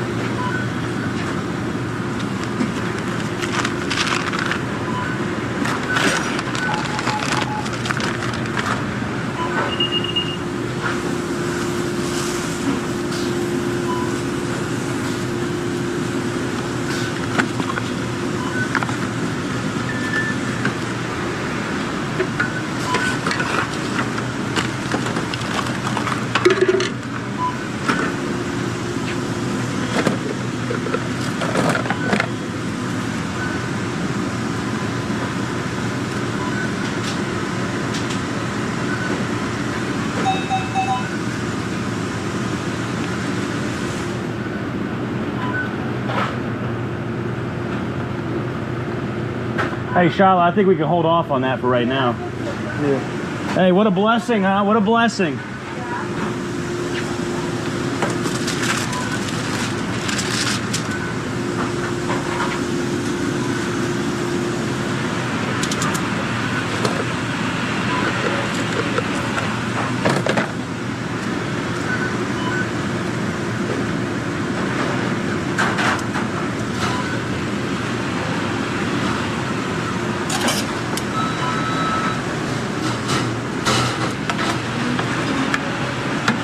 Tray rag.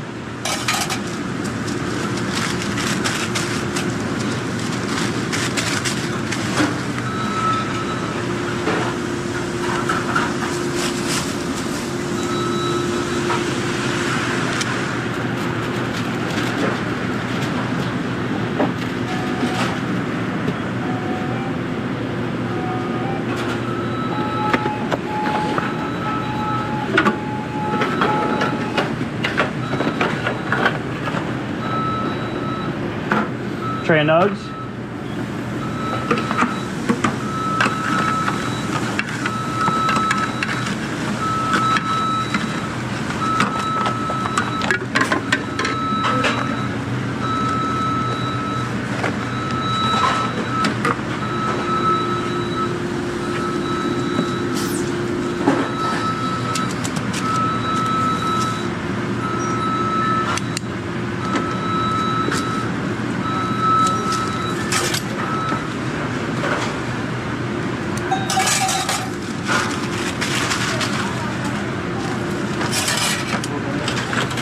Thank you.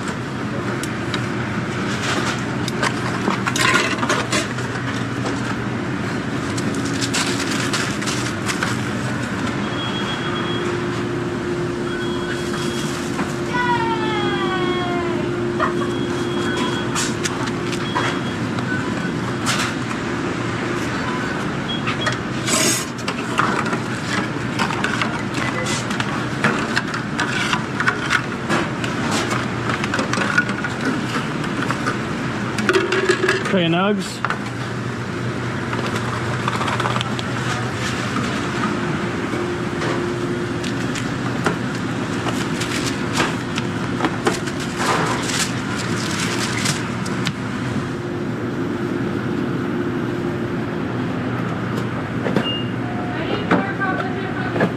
Thank you.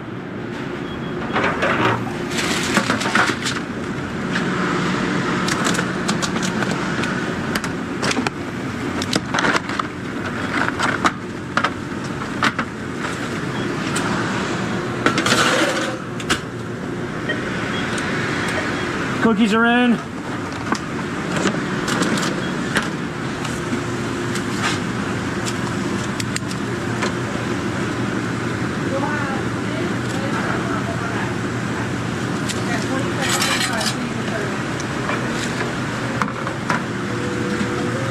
Tray of oregano onion.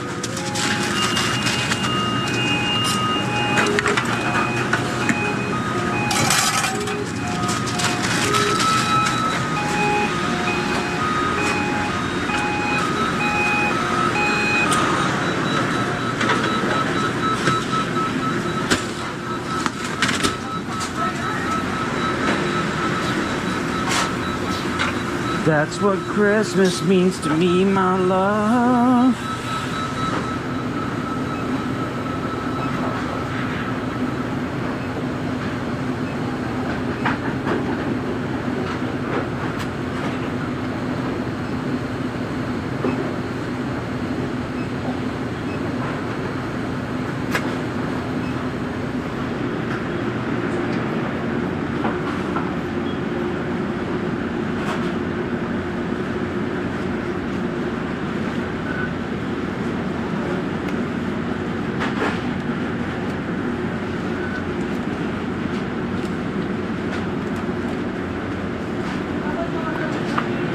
"35 seconds. You're welcome.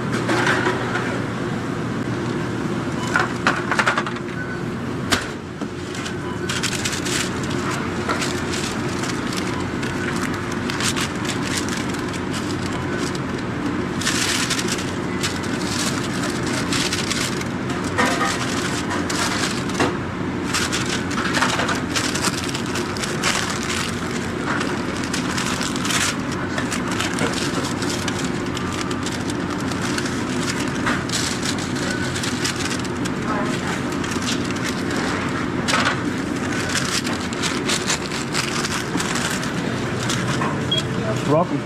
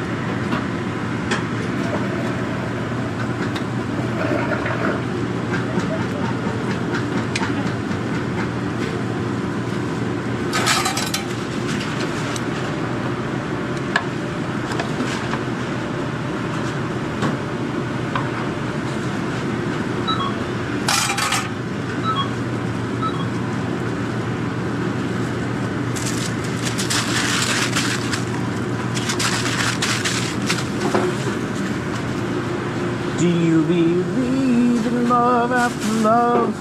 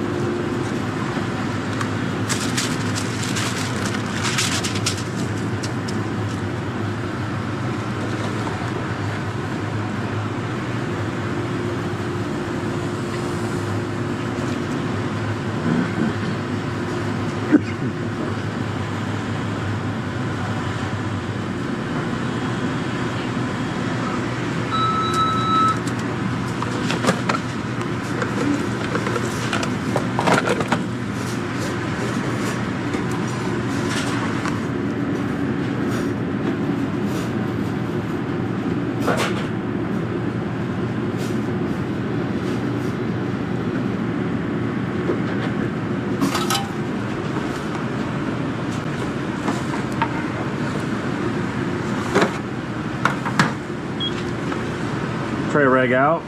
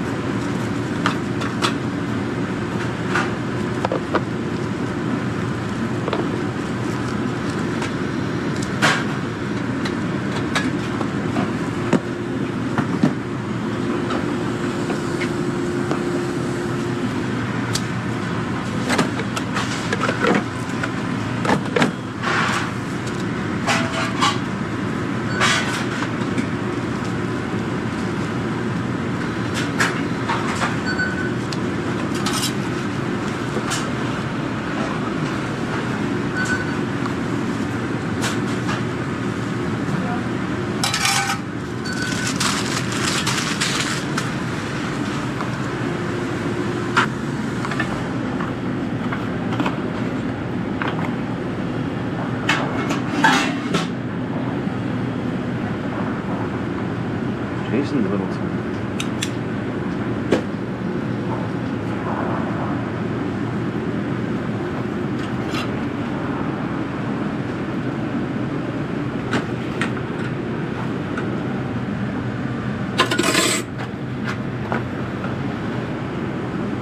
Let's go. 5 McChickens. Yeah, go ahead and put 3 down there, Braden.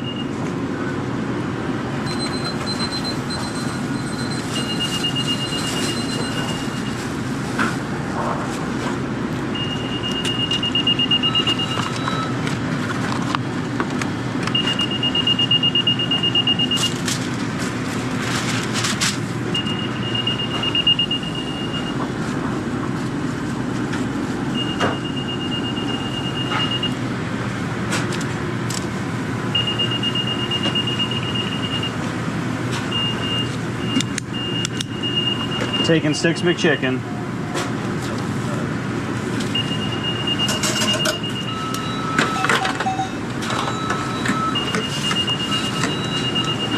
I'm gonna be down 1 McChicken. I'm gonna be down 2 McChickens.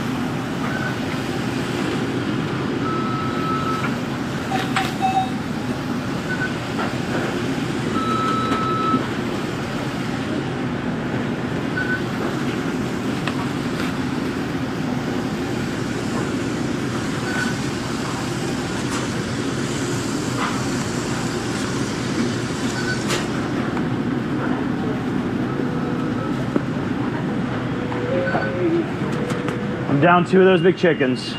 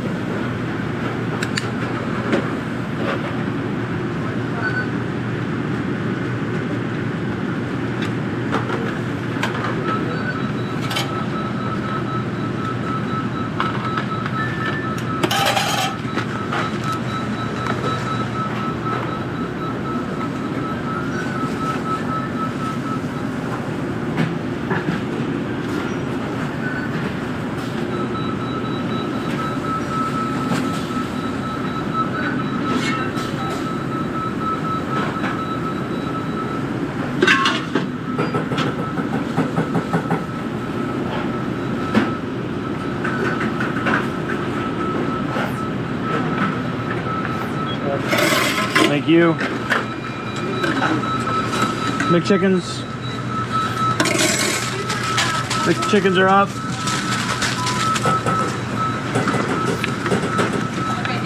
Yeah.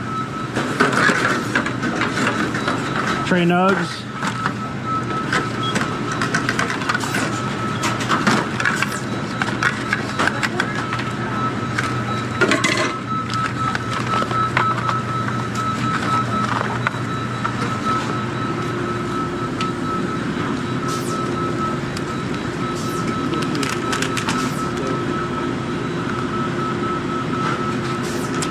Huh?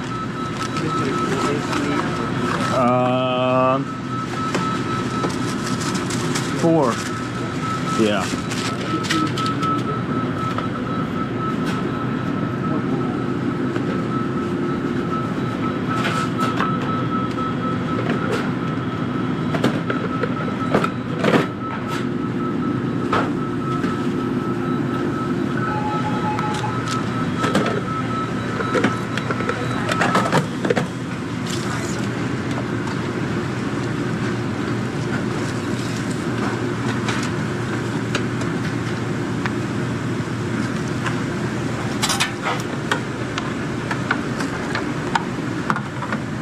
Tray reg?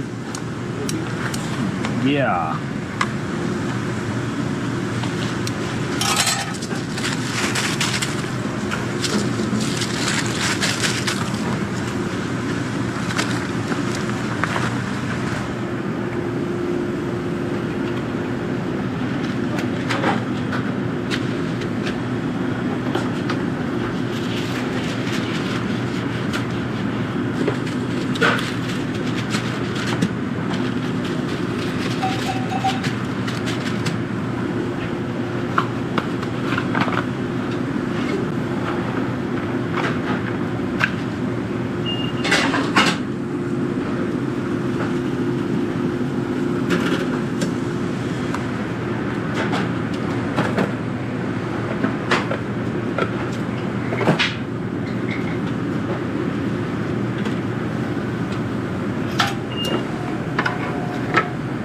Try reg, no onion.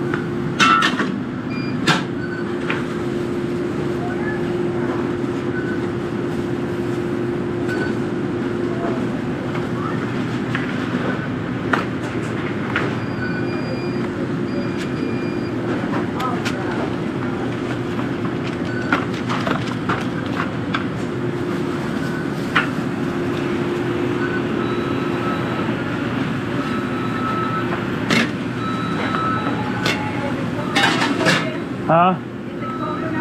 No, I wish it was colder. Tray fillet.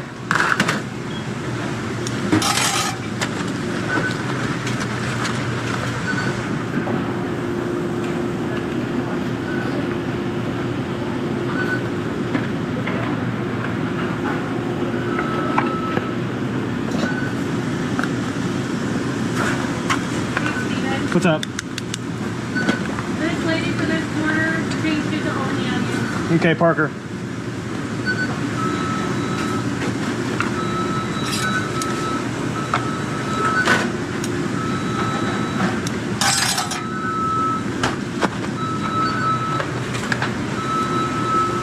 Need another piece of quarter down, please.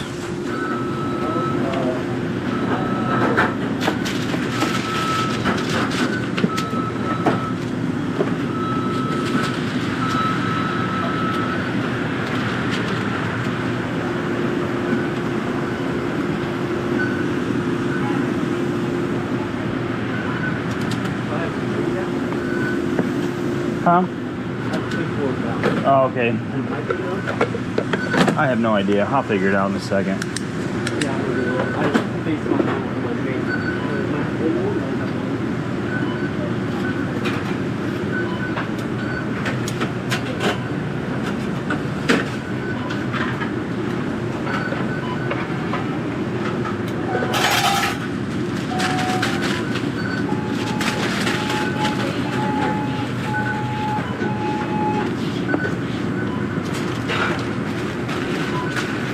Well, then you can use that regular quarter for that Big Mac order.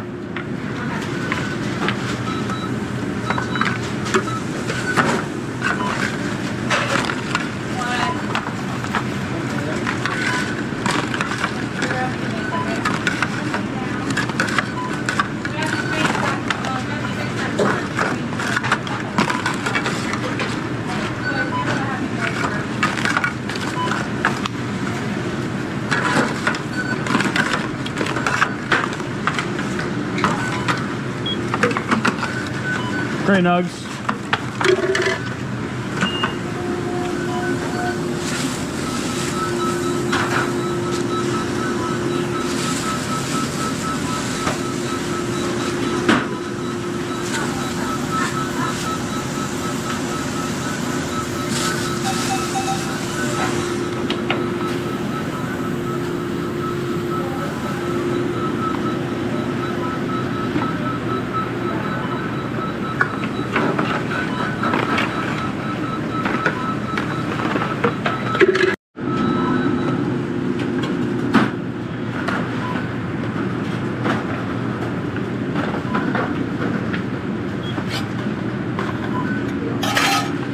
Quarter on the onion.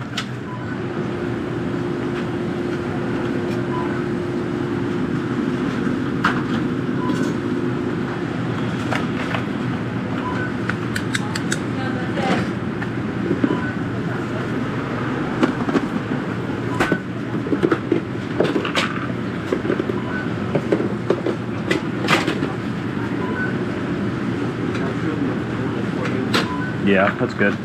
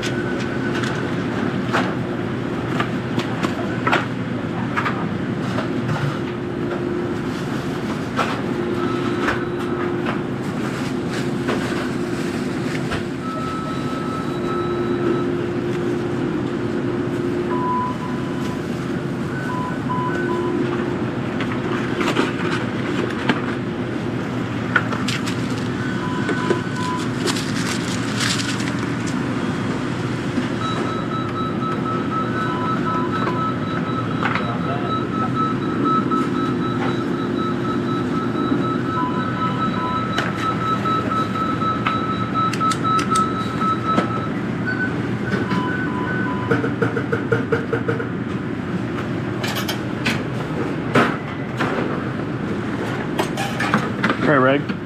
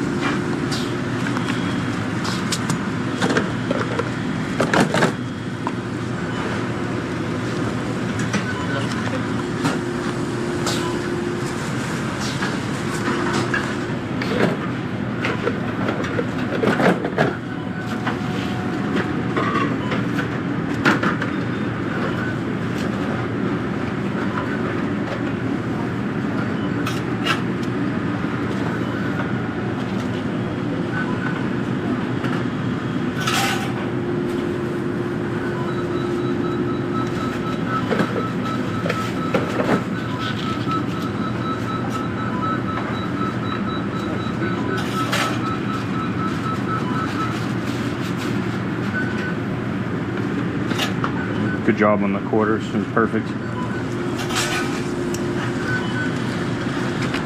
Grab me these nuggets.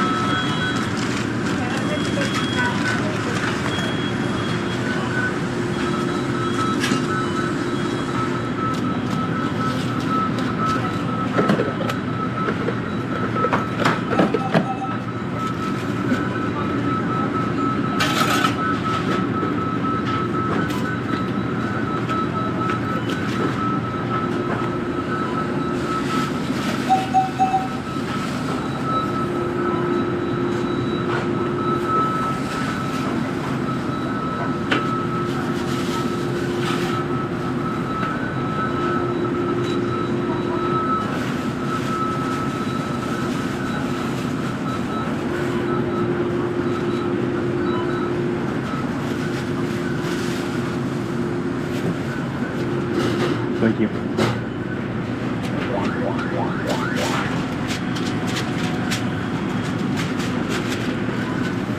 Can you give me 2 pieces of rag extra onion?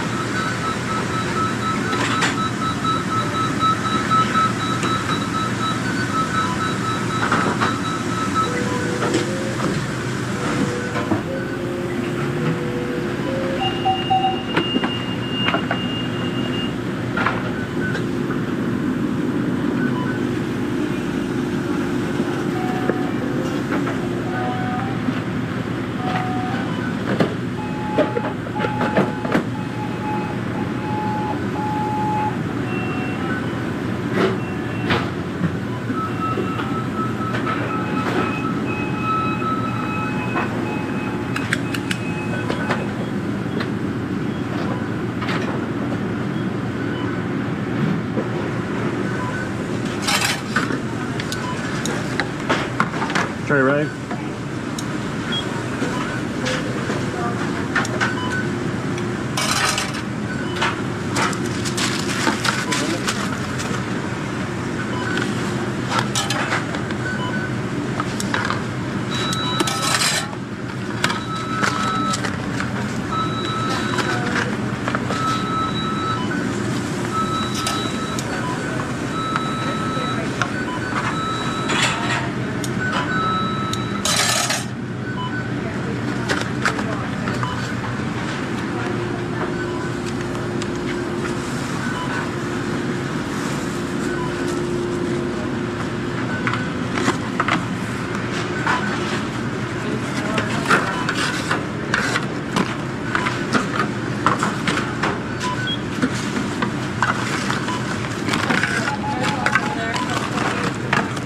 Trey Nugs.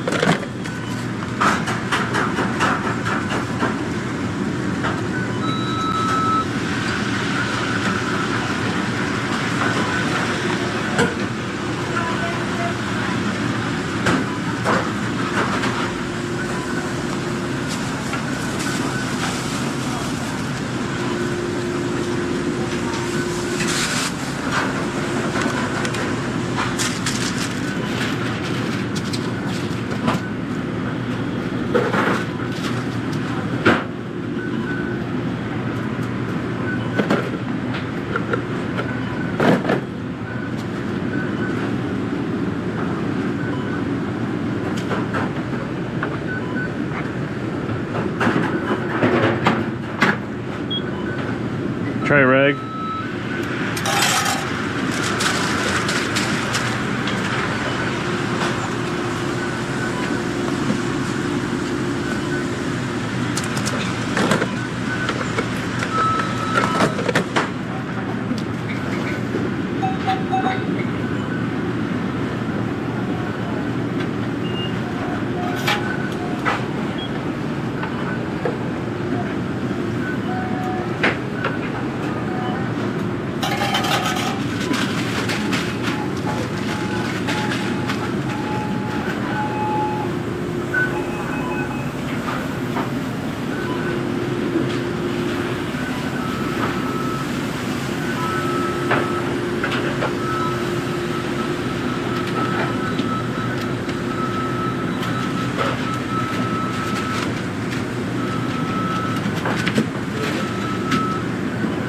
Thank you. Quarter up.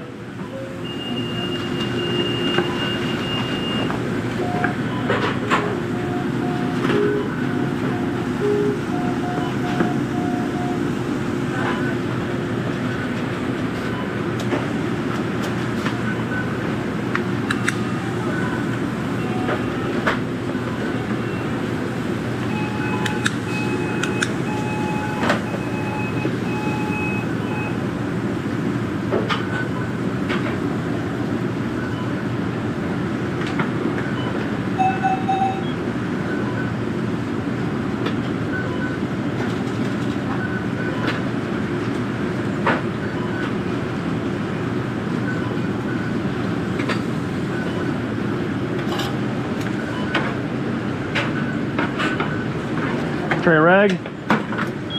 Thank you.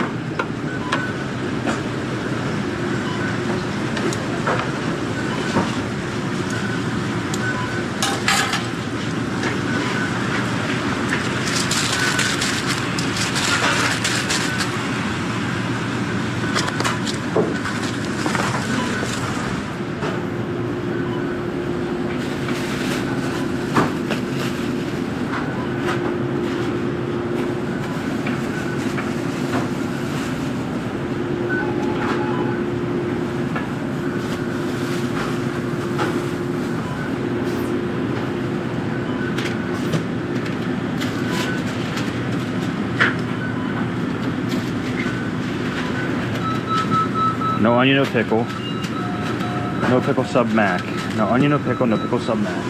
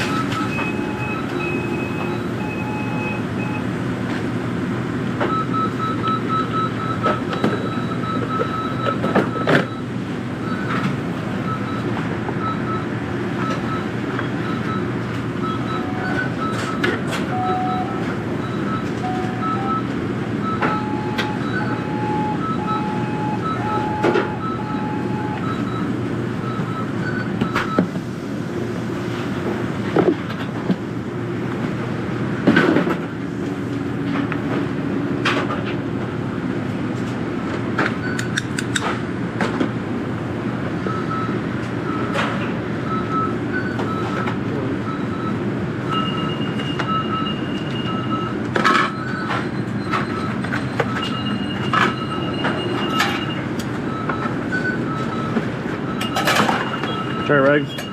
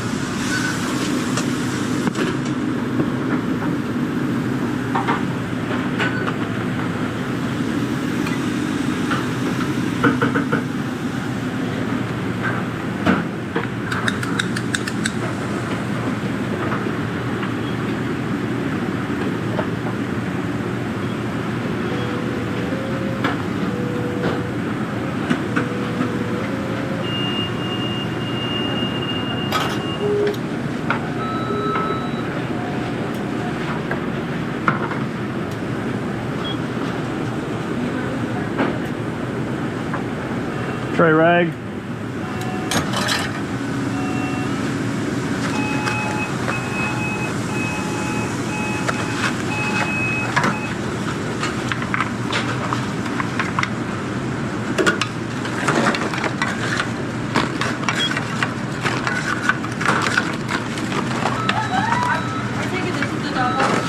Yeah. Tray Nugs. They are, I just don't have them.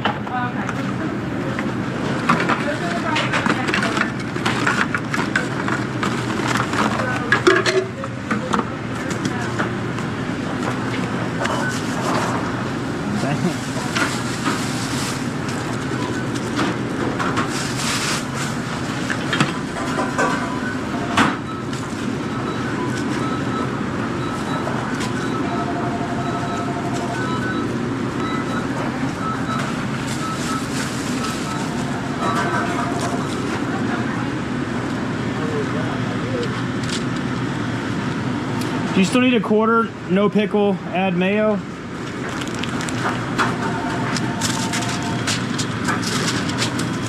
Double cheese, add mayo. Hot and spicy. And then 4 Big Macs.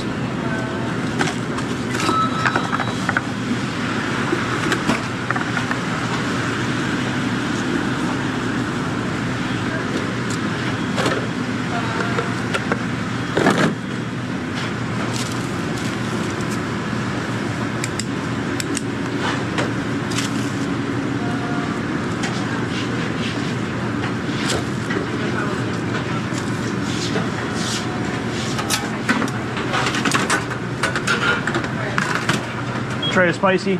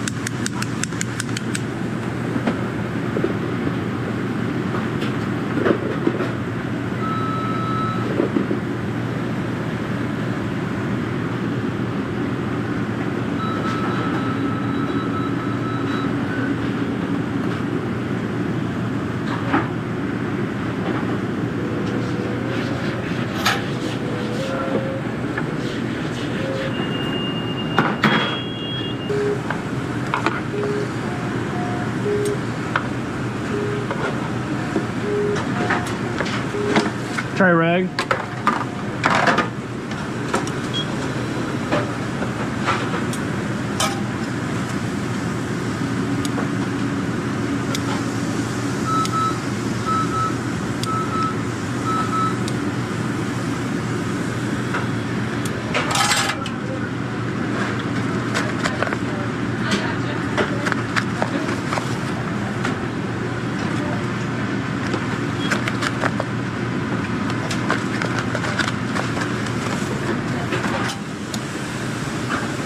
Hopefully it's under 25 now.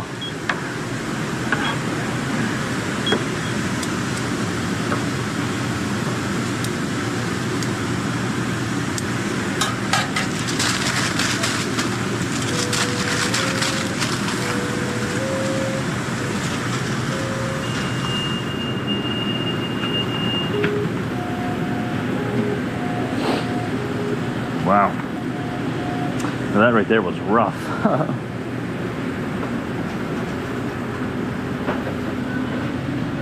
Make sure you like and comment.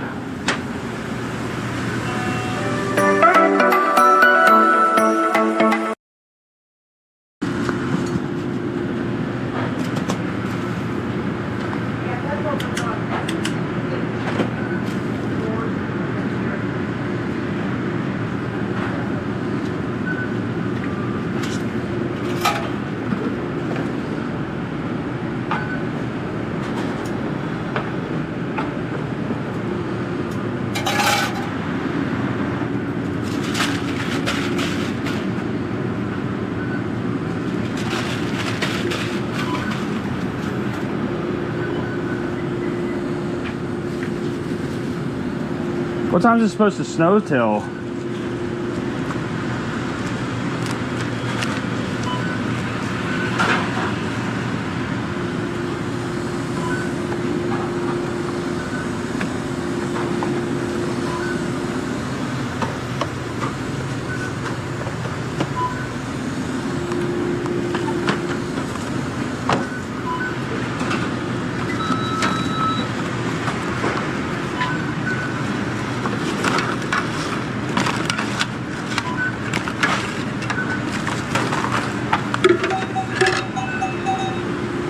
Do do do do do do do do do.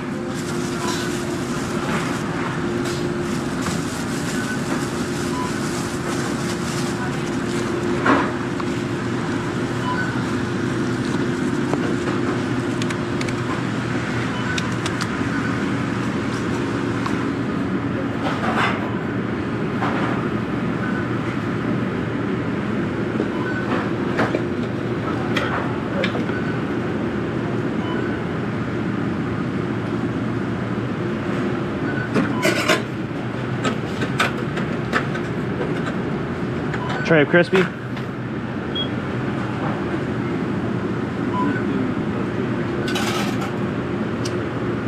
Three.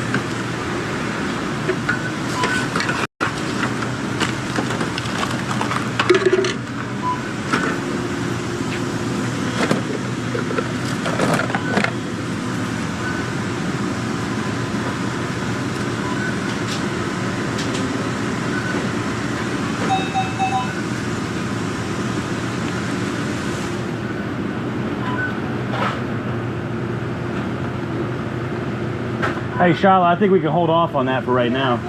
Yeah. Hey, what a blessing, huh? What a blessing.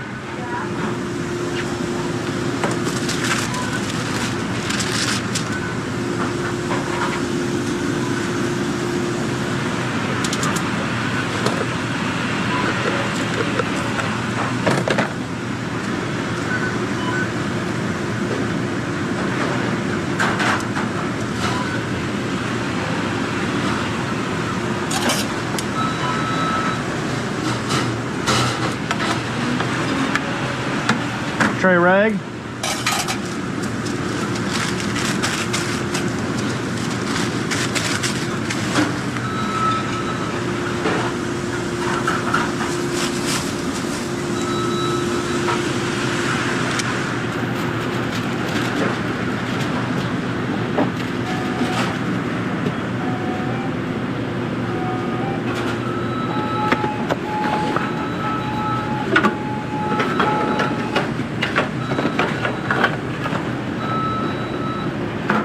Trey and Nugs.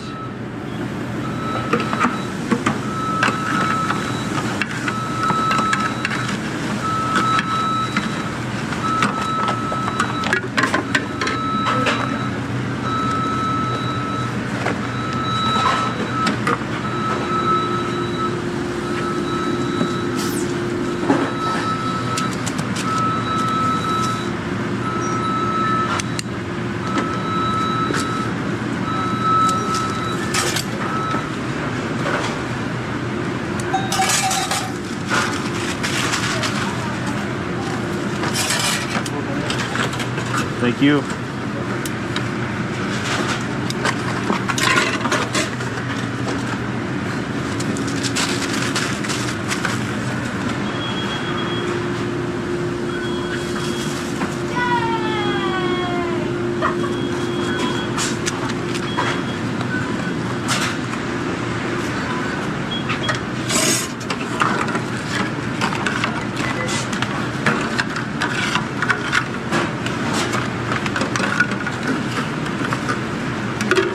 Trey and Nugs.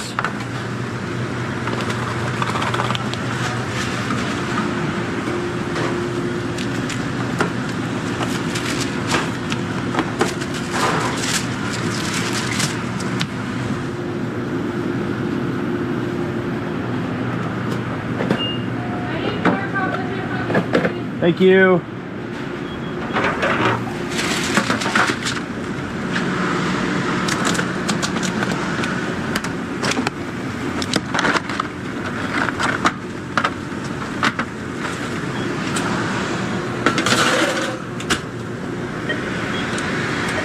Cookies are in.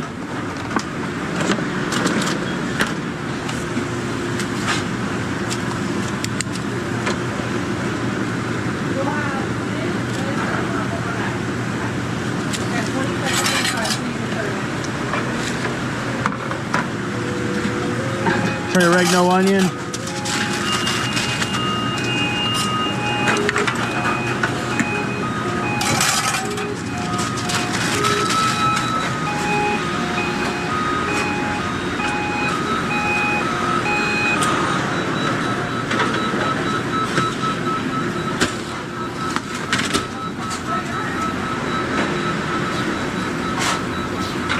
That's what Christmas means to me, my love.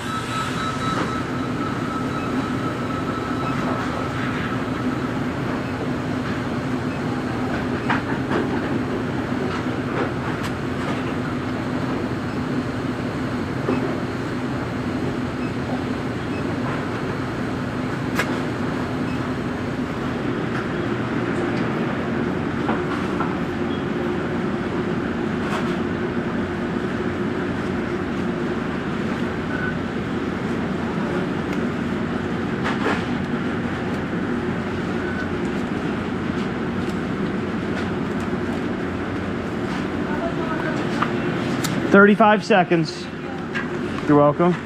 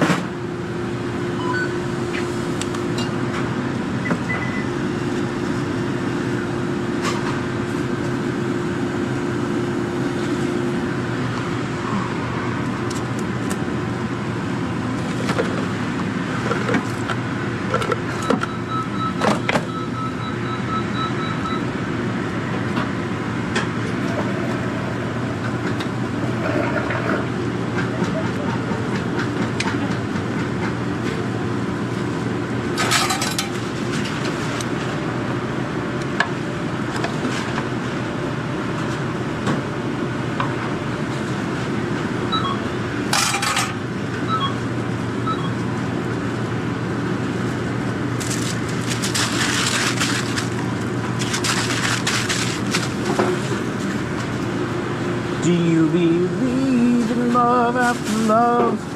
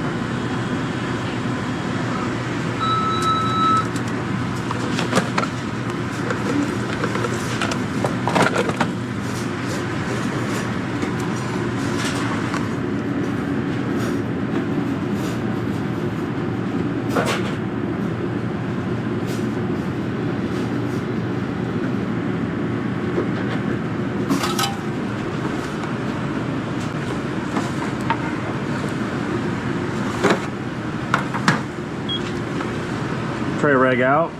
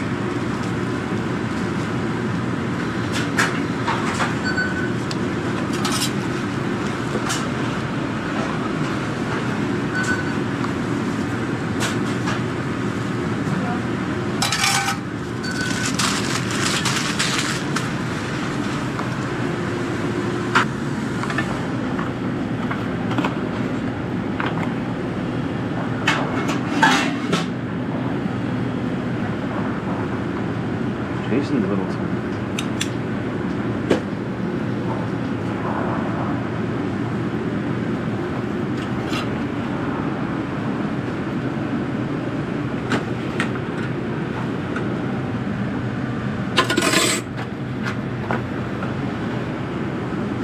Let's go. 5 McChickens. Yeah, go ahead and put 3 down there, Braden.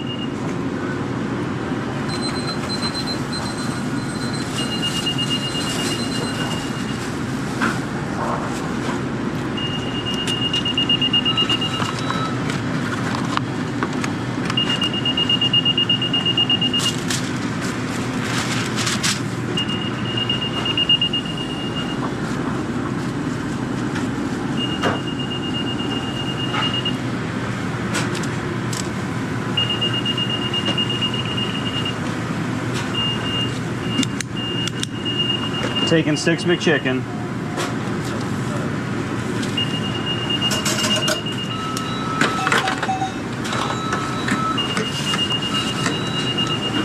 I'm gonna be down 1 McChicken.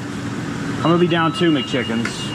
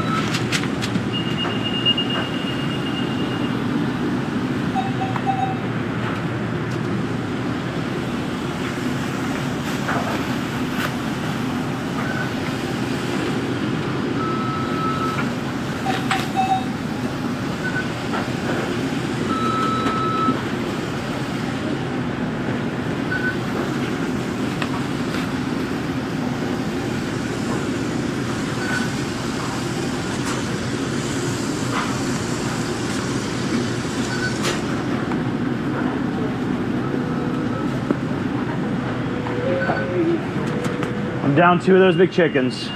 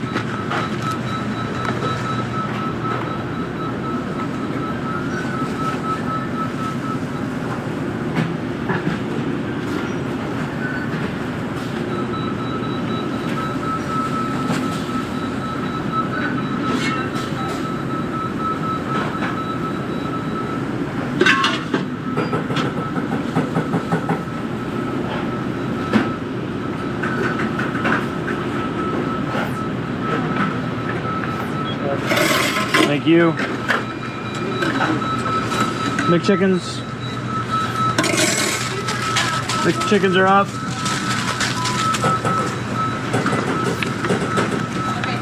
Yeah. Tray nugs.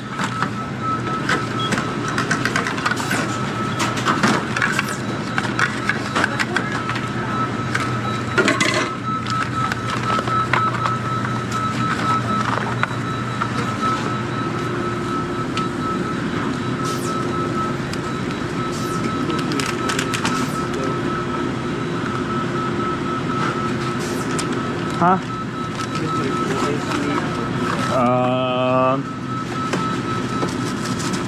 4. Yeah.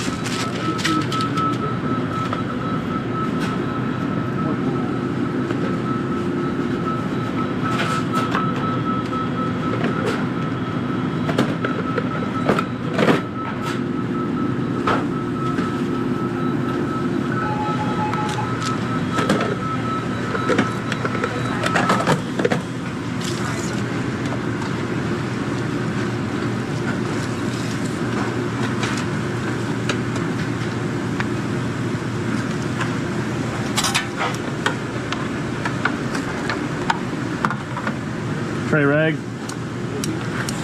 Yeah.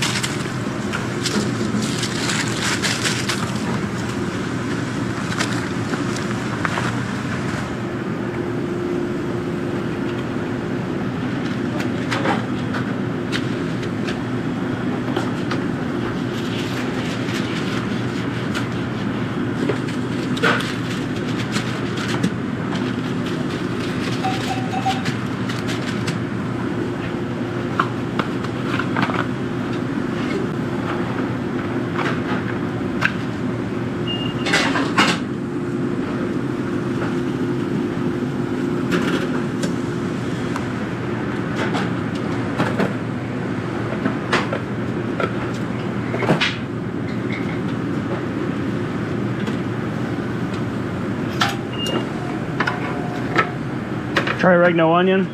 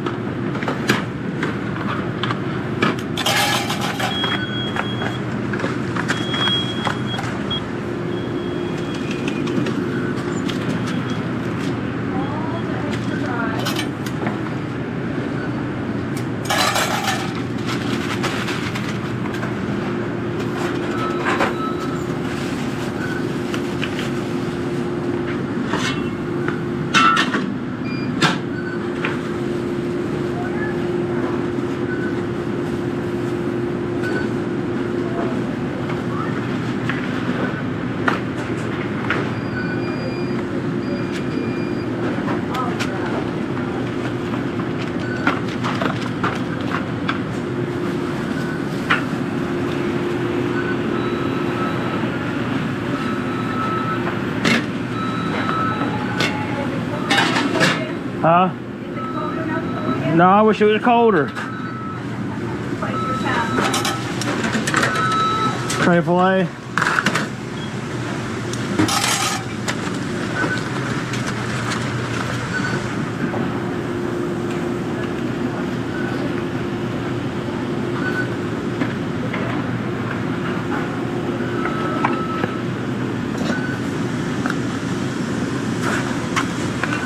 What's up?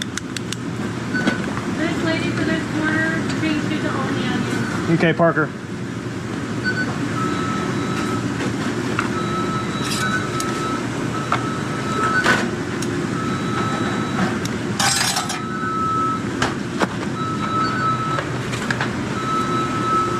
Need another piece of quarter down, please.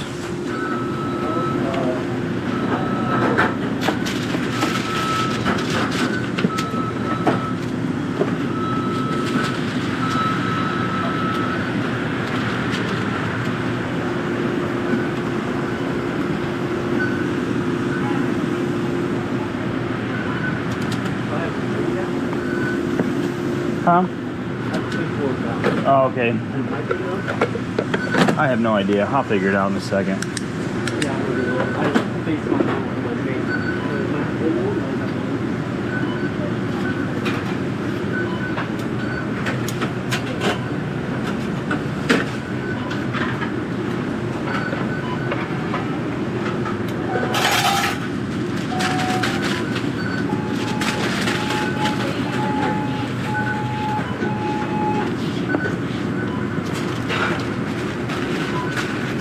Well, then you can use that regular quarter for that Big Mac order.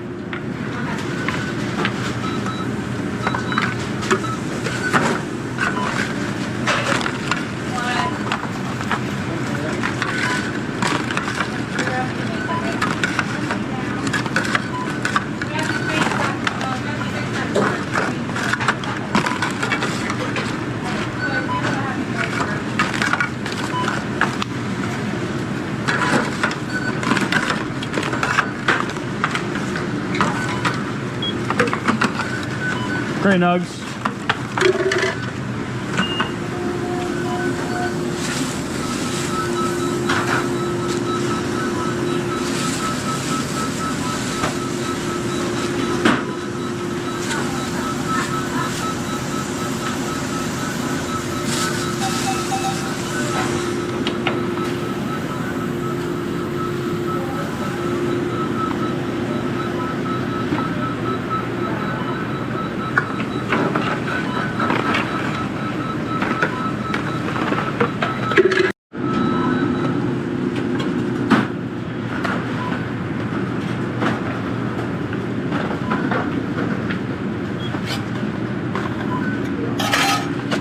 Quarter on the onion.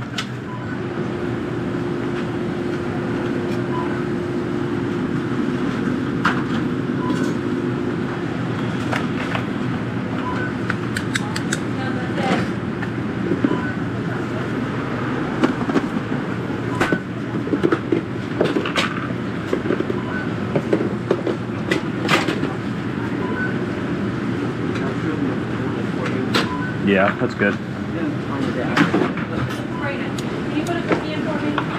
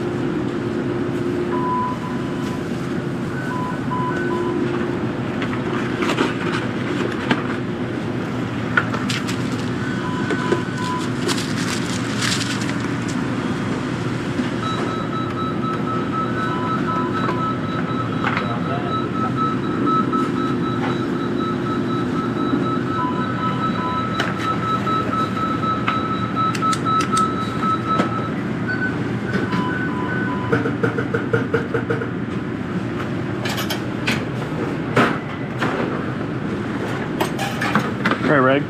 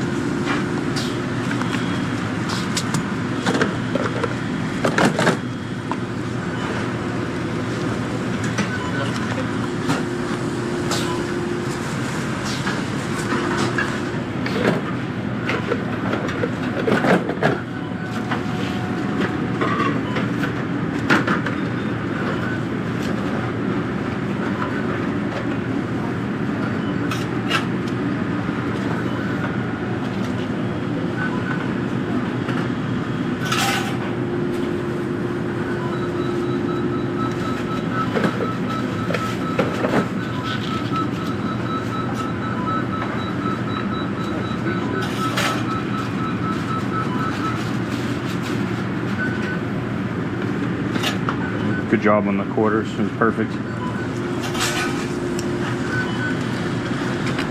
Grab me these nuggets.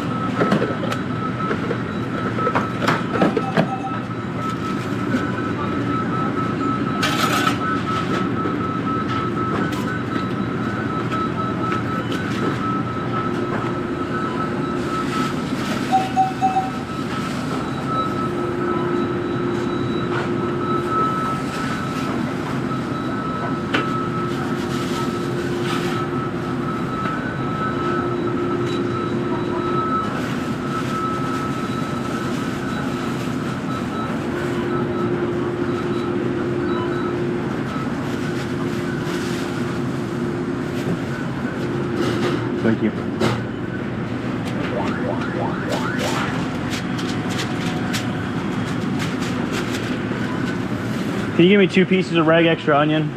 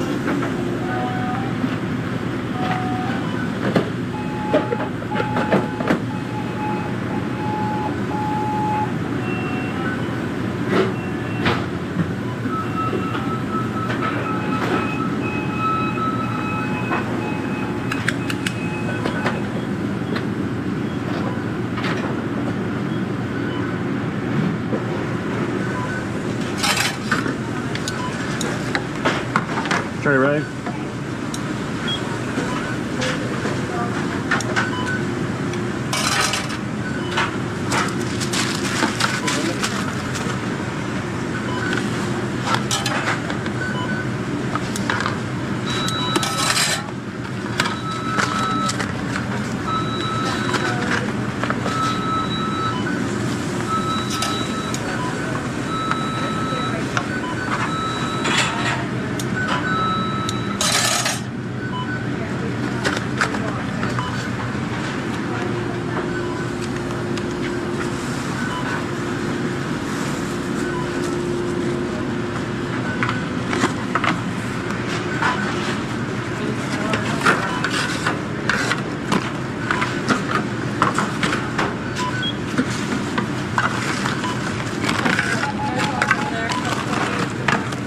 Tray nugs.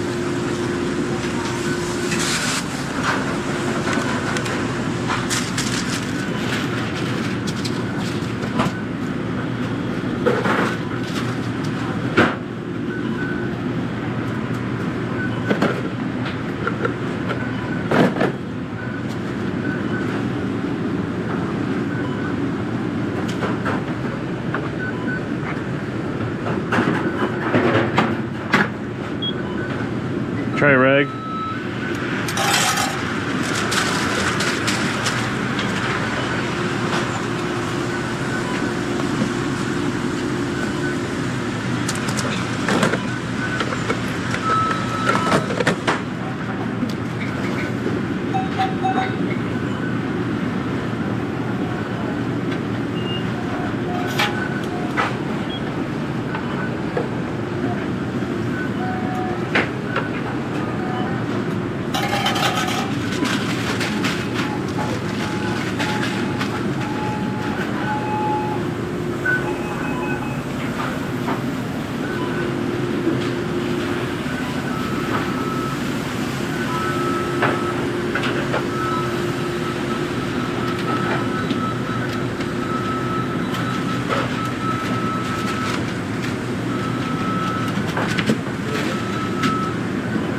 Thank you. Quarter up.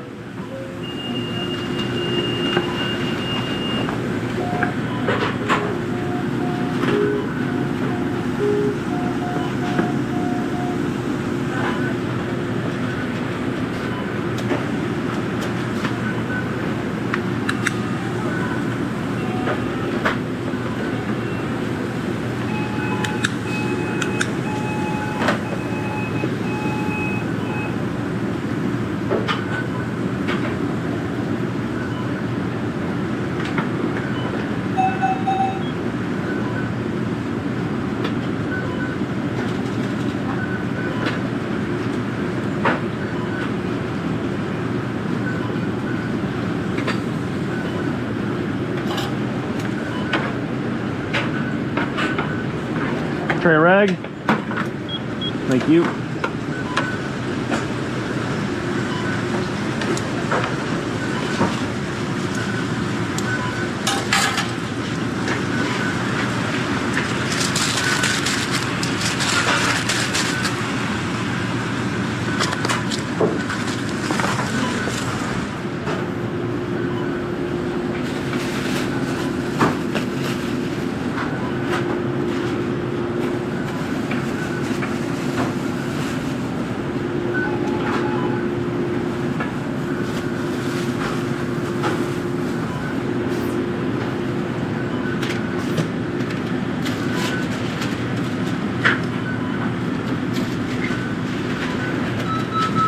No onion, no pickle.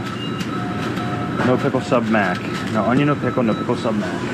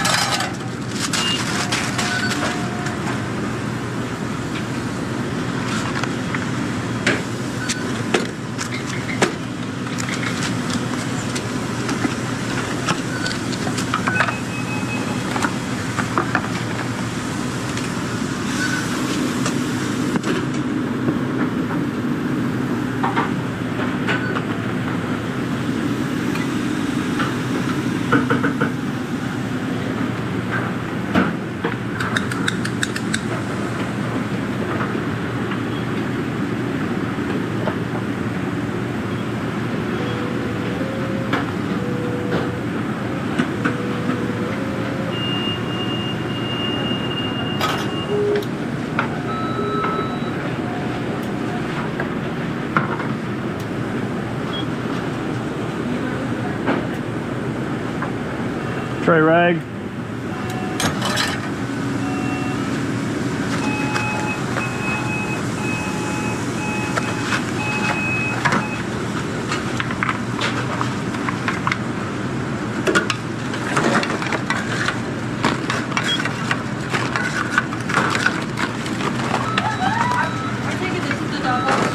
Yeah. Tray nugs. They are, I just don't have them.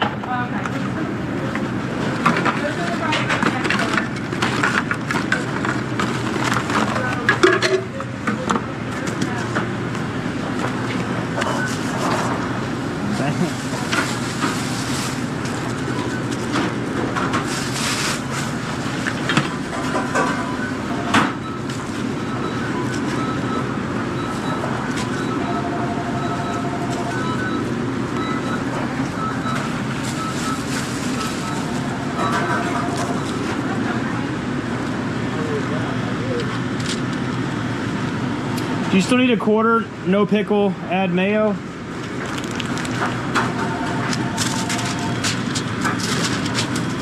Double cheese, add mayo. Hot and spicy. And 4 Big Macs.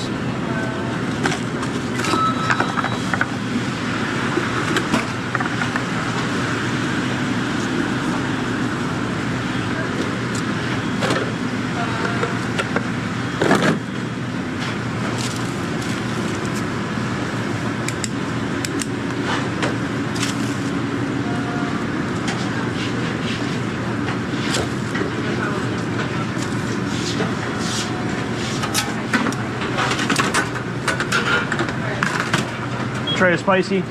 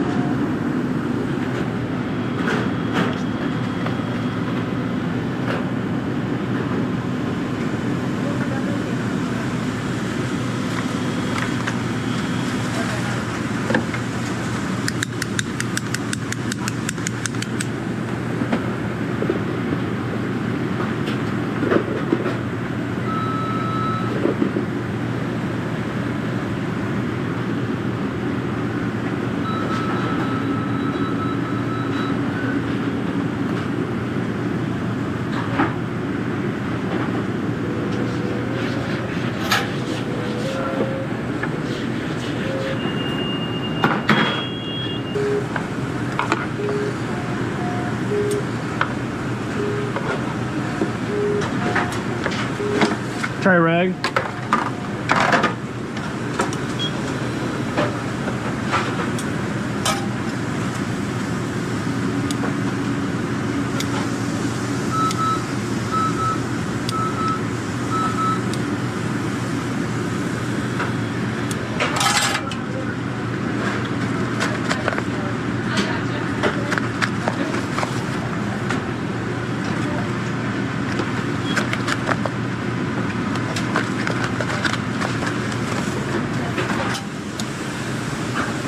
Hopefully it's under 25 now.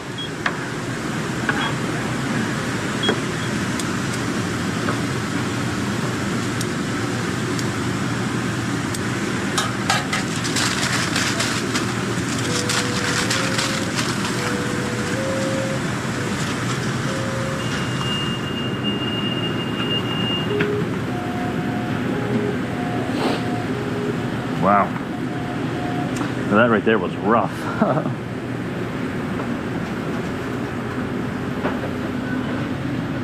Make sure you like and comment.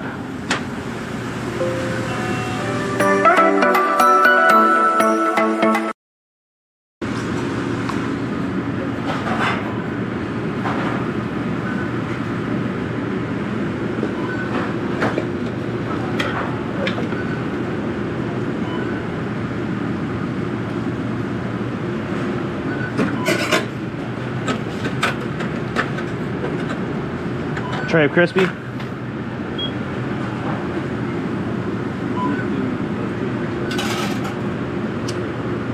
3.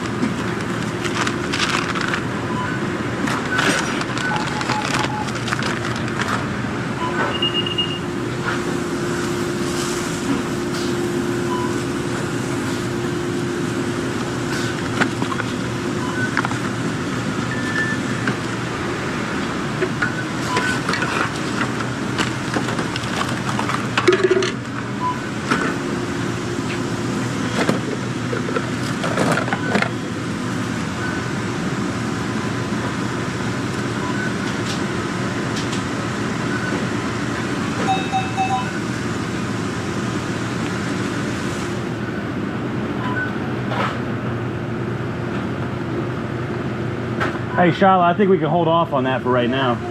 Yeah. Hey, what a blessing, huh? What a blessing.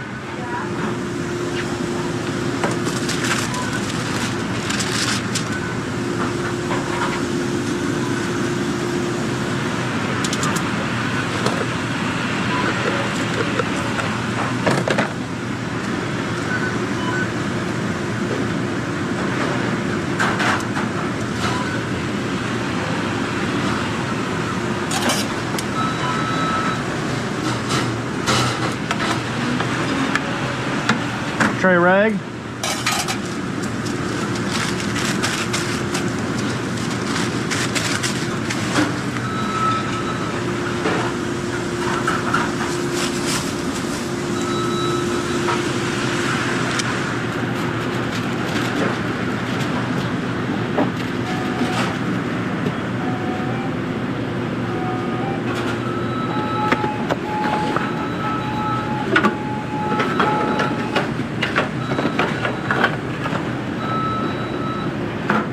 Tray of nugs.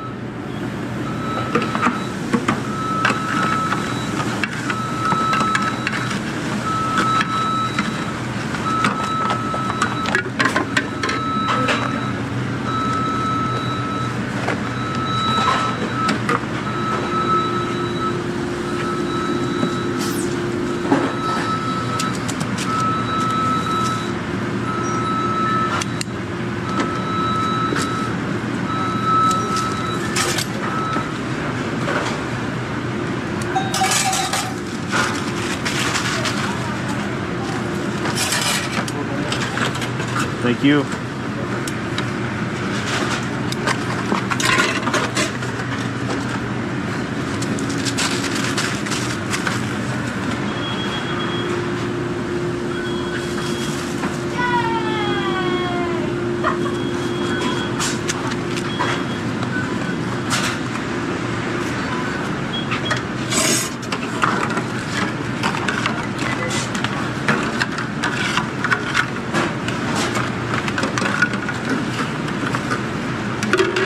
Tray of nugs.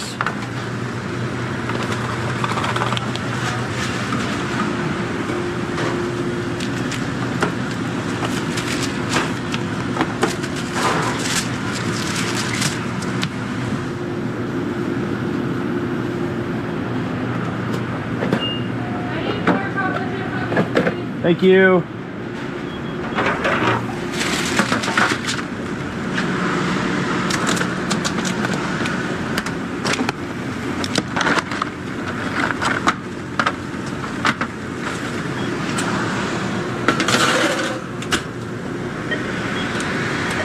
Cookies are in.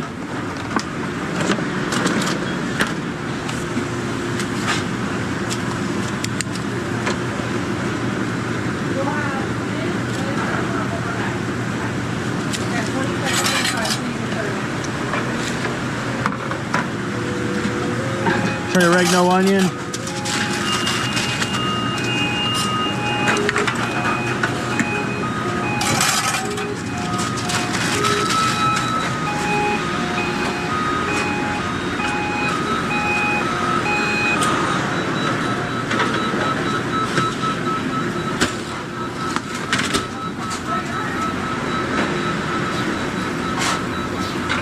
That's what Christmas means to me, my love.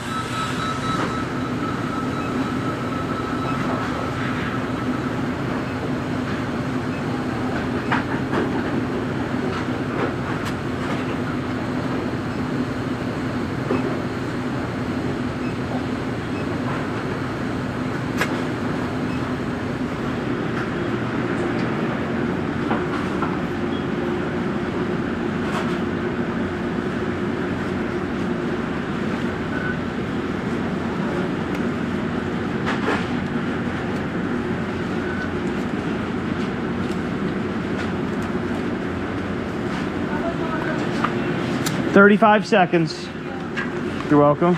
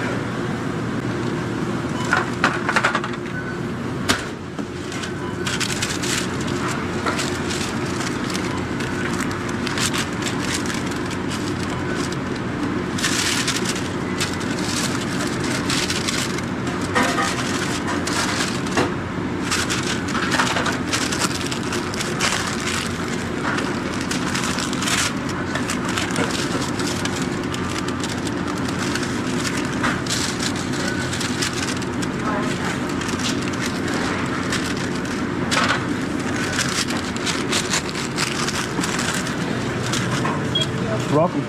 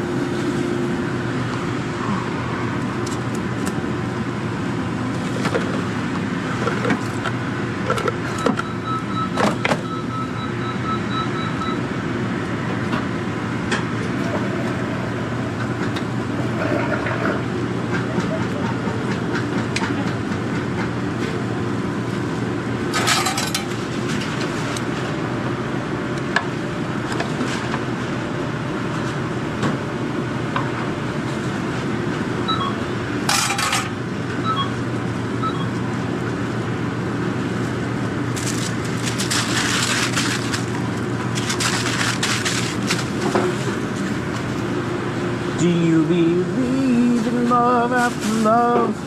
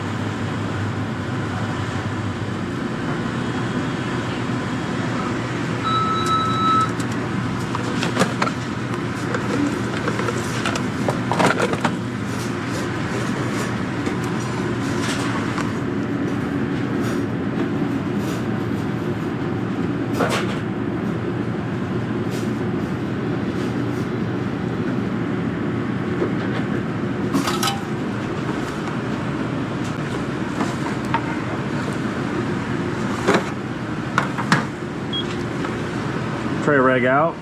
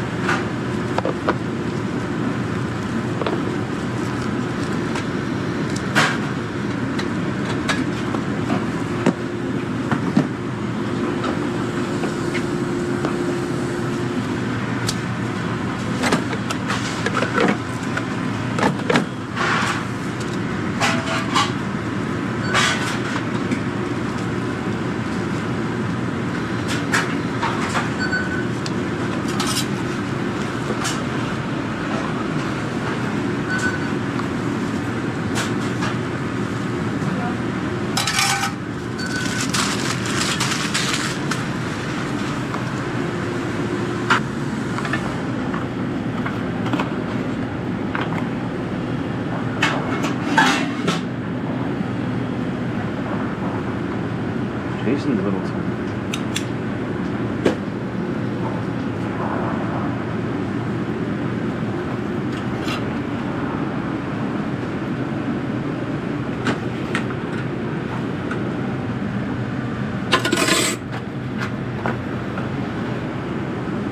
Let's go. 5 McChickens. Yeah, go ahead and put 3 down there, Braden.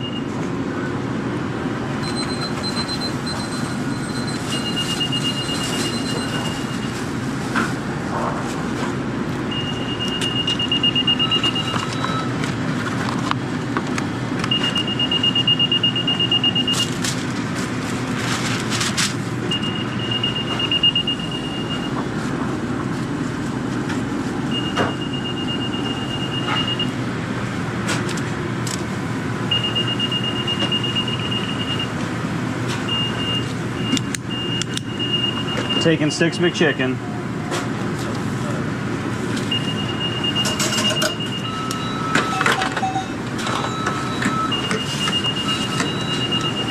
I'm gonna be down 1 McChicken. I'm gonna be down 2 McChickens.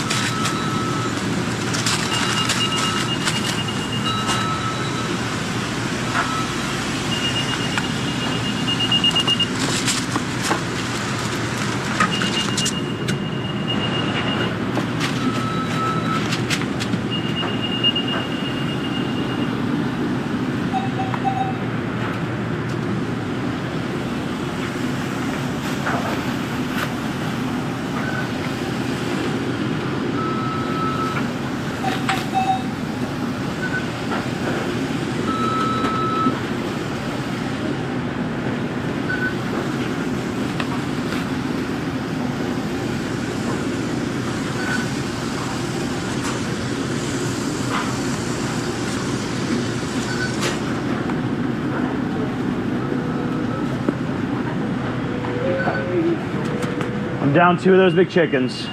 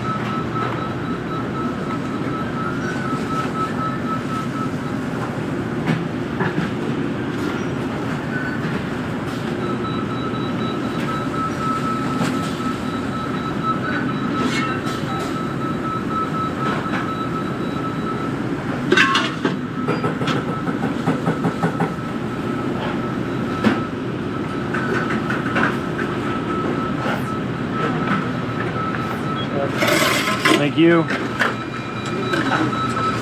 McChickens. McChickens are up.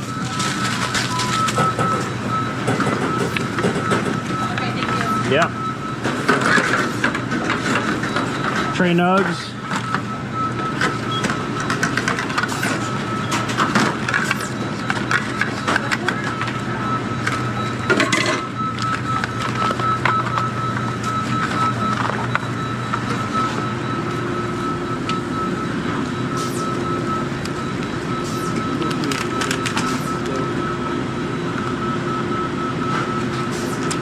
Huh?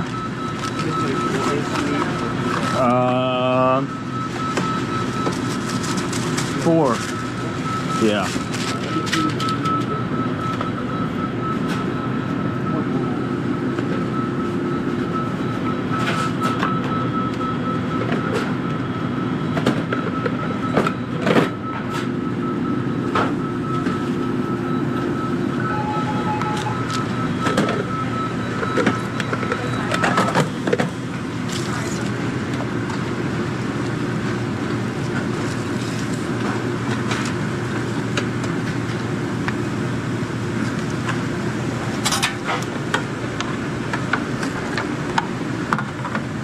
Tray reg. Yeah.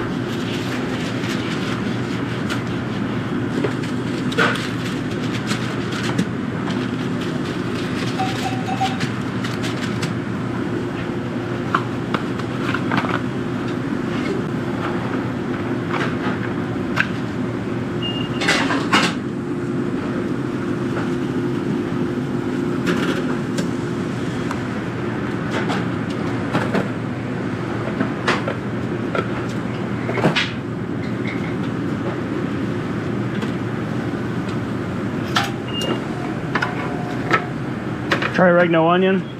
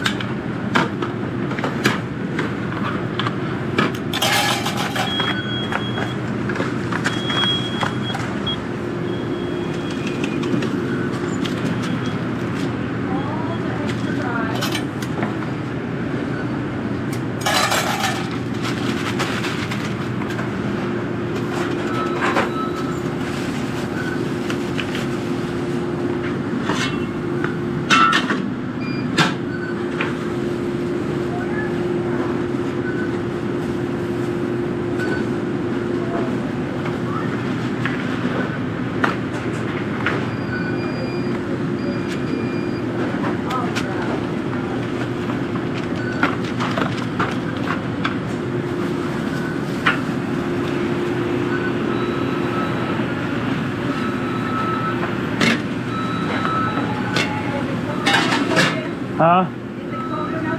No, I wish it was colder. Tray fillet.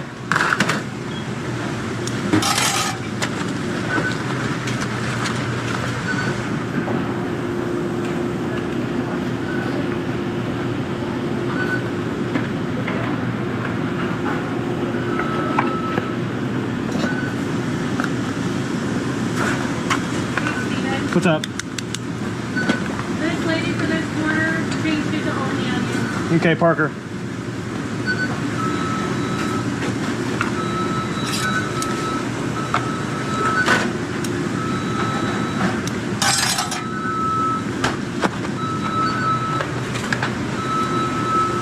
Need another piece of quarter down, please.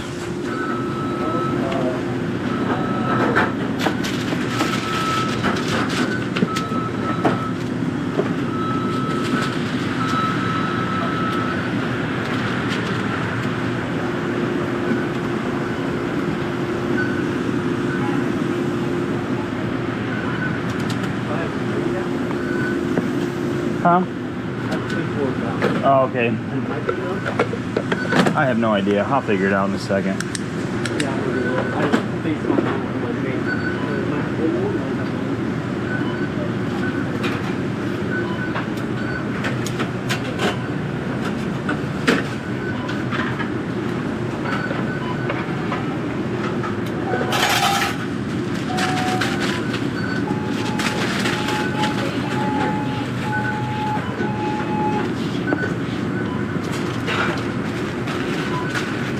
Well, then you can use that regular quarter for that Big Mac order.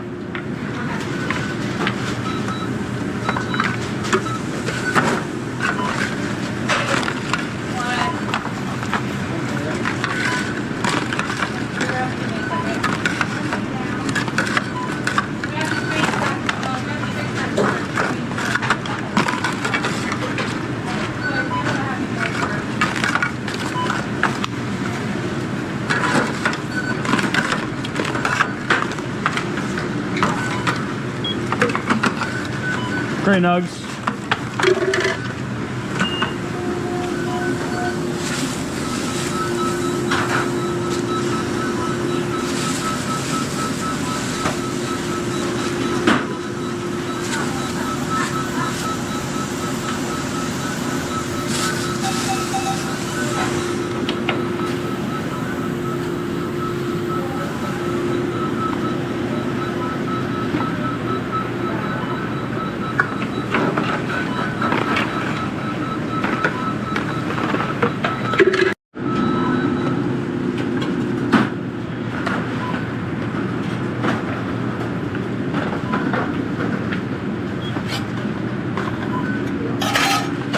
Quarter only onion.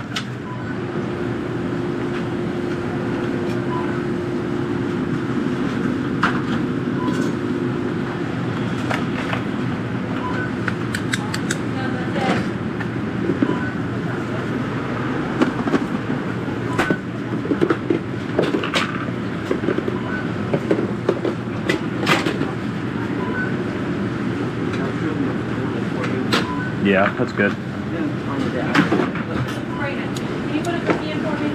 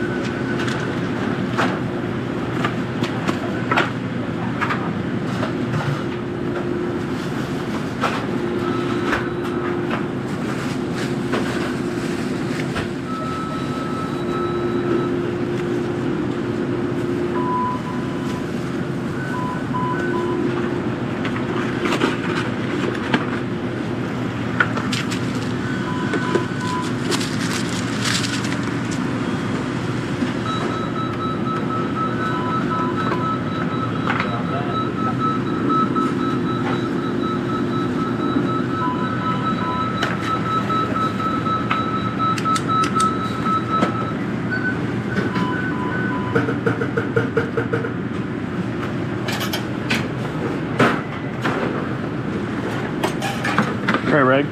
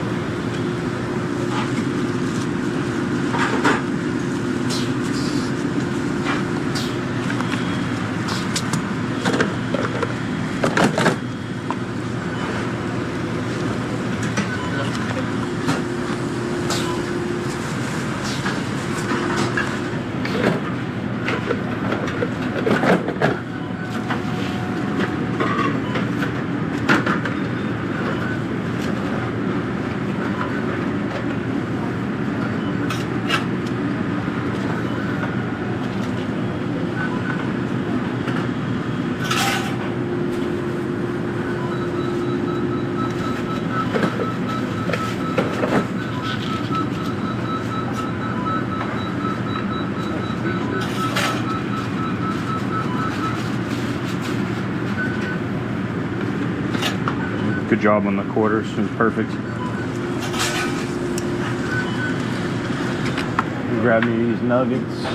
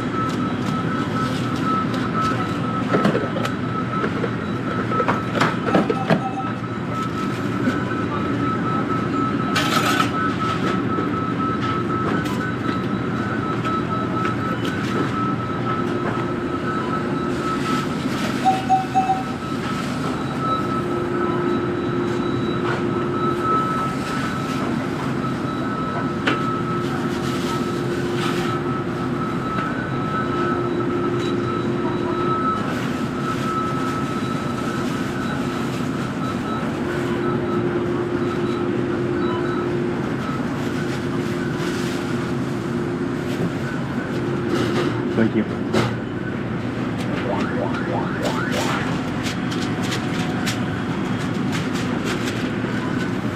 Can you give me 2 pieces of reg extra onion?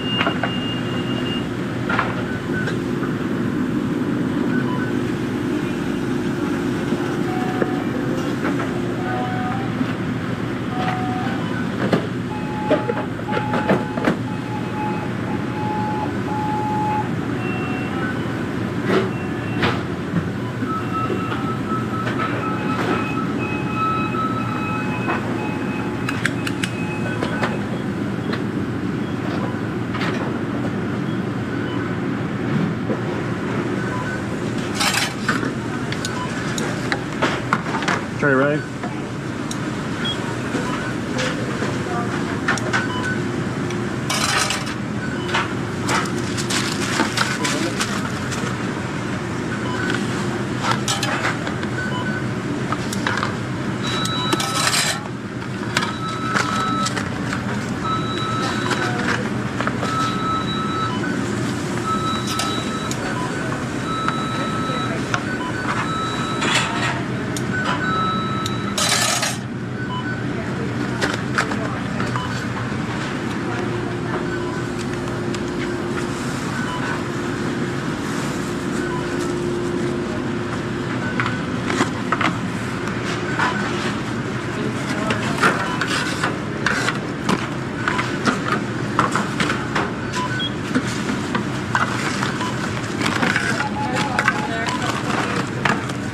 Trey Nugs.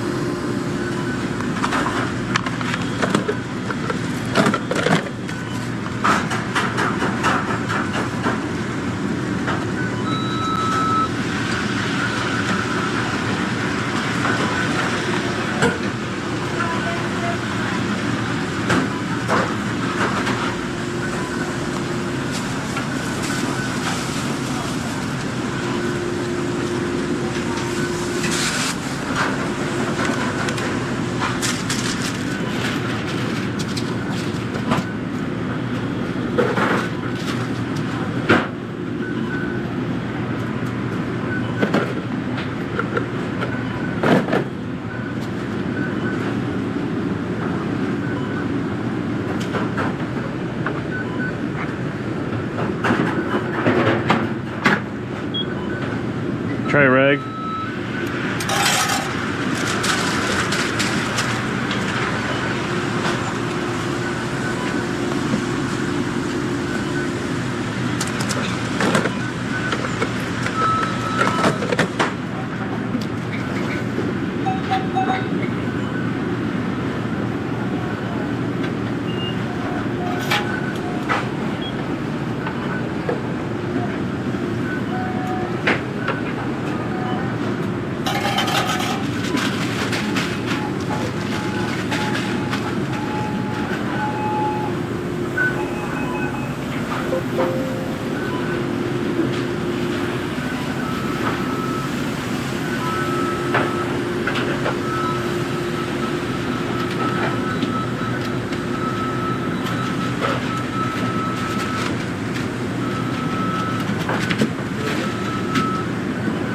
Thank you. Quarter up.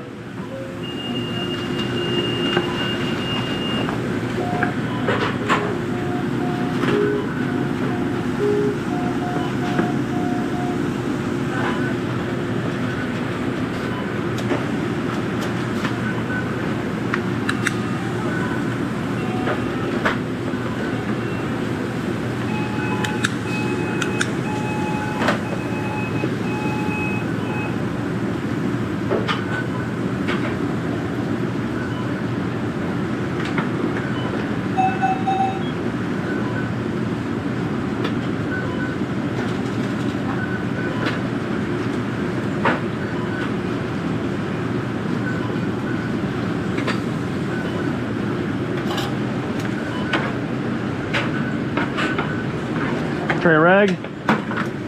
Thank you.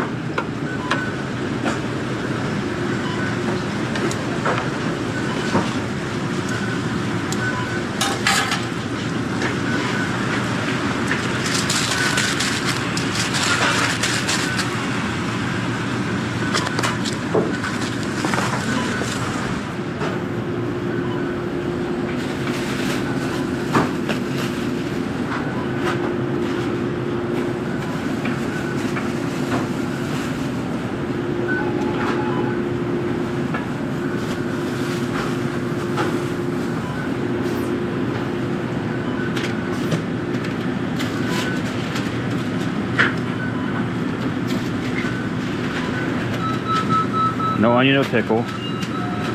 No pickle sub mac. No onion, no pickle sub mac.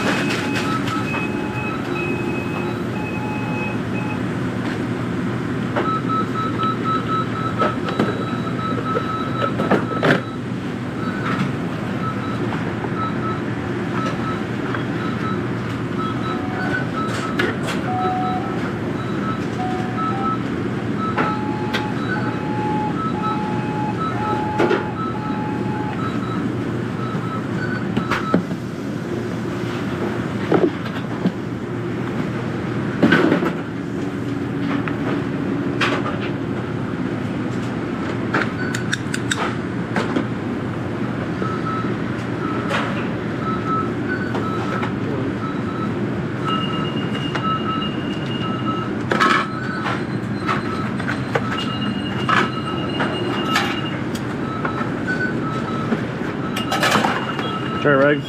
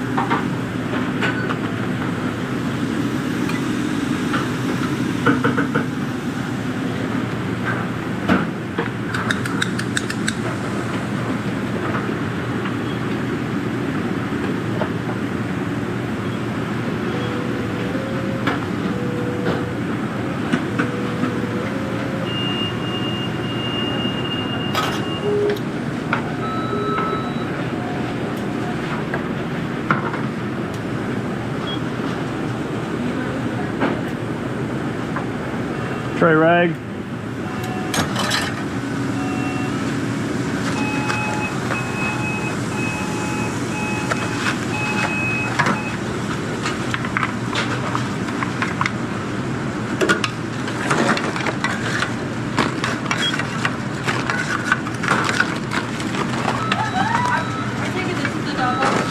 Yeah.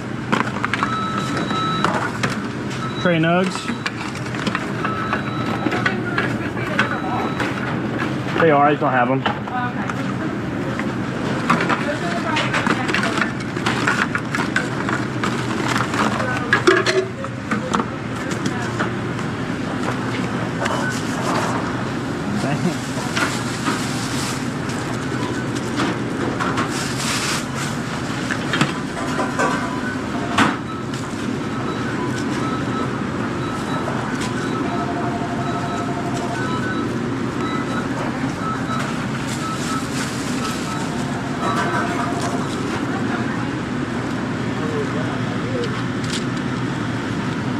Do you still need a quarter? No pickle, add mayo?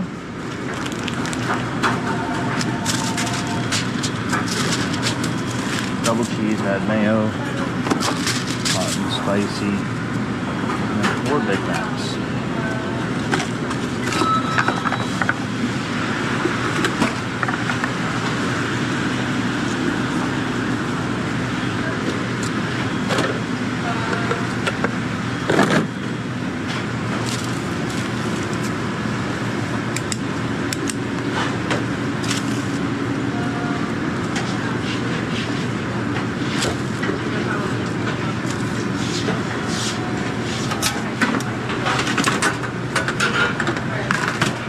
Tray of spicy.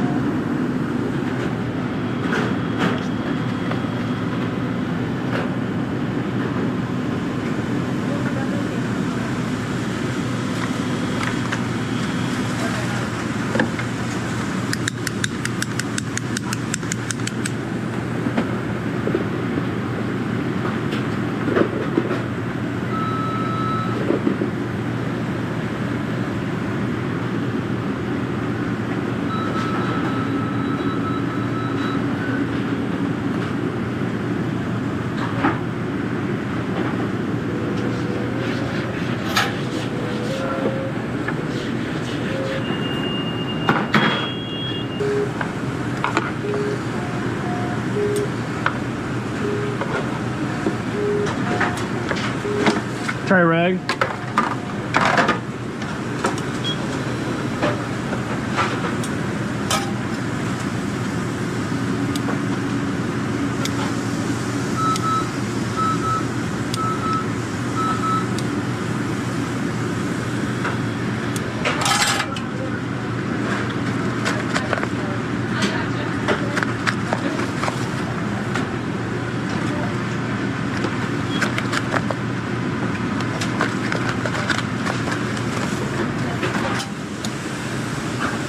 Hopefully it's under 25 now.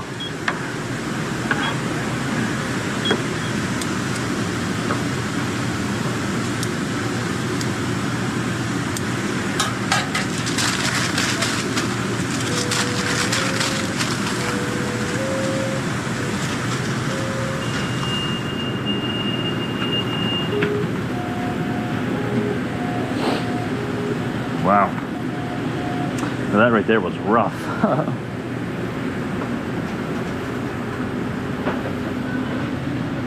Make sure you like and comment.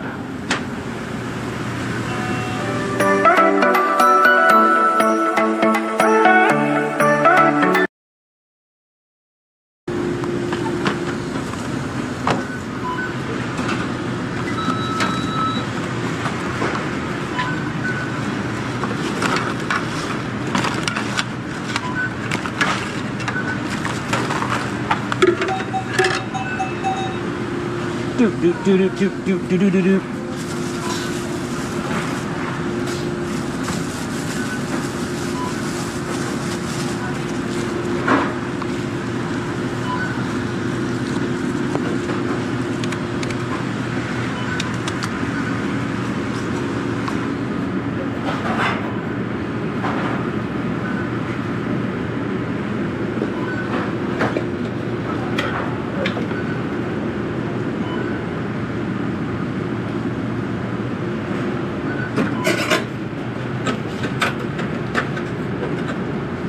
Tray of crispy.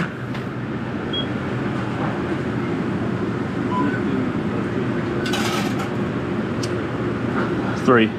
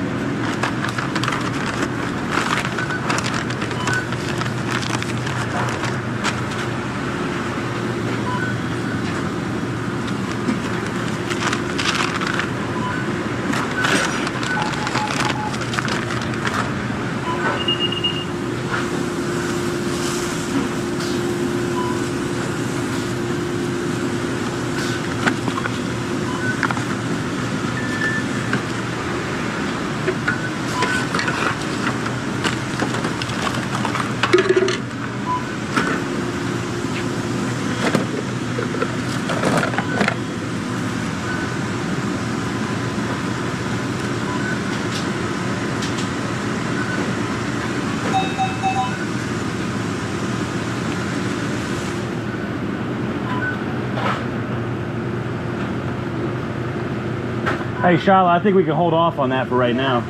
Yeah. Hey, what a blessing, huh? What a blessing.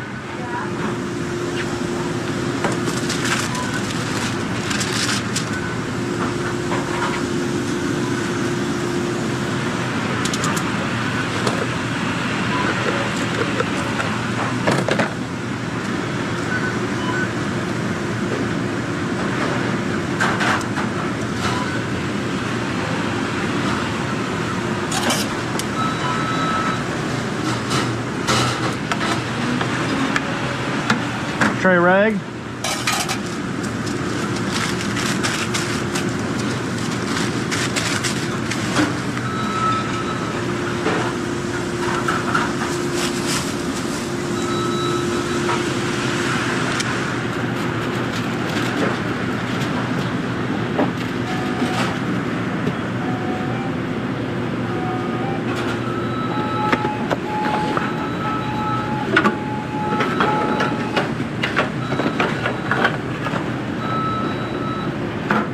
Tray of nugs.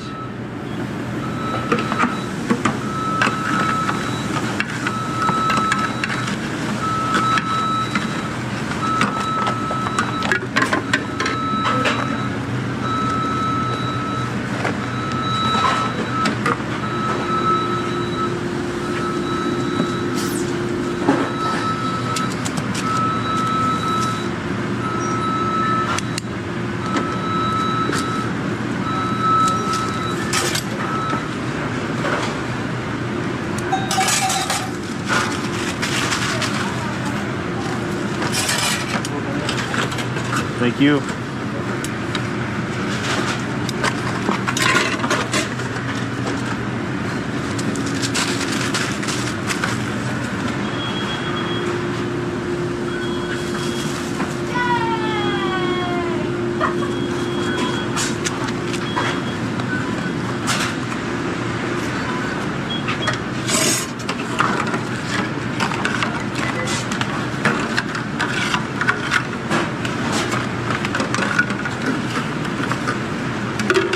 Tray of nugs.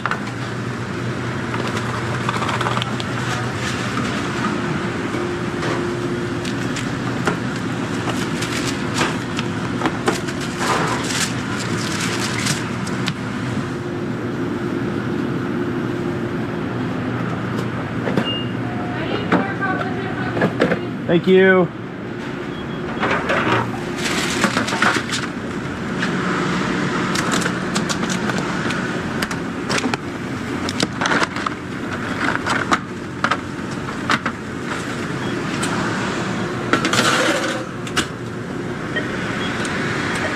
Cookies are in.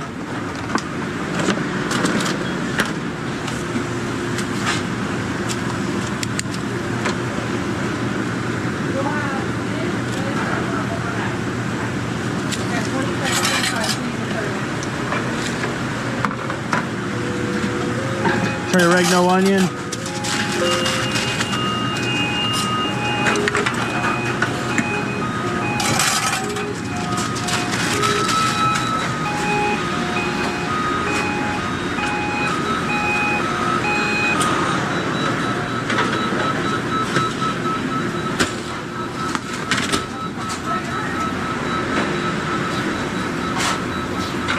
That's what Christmas means to me, my love.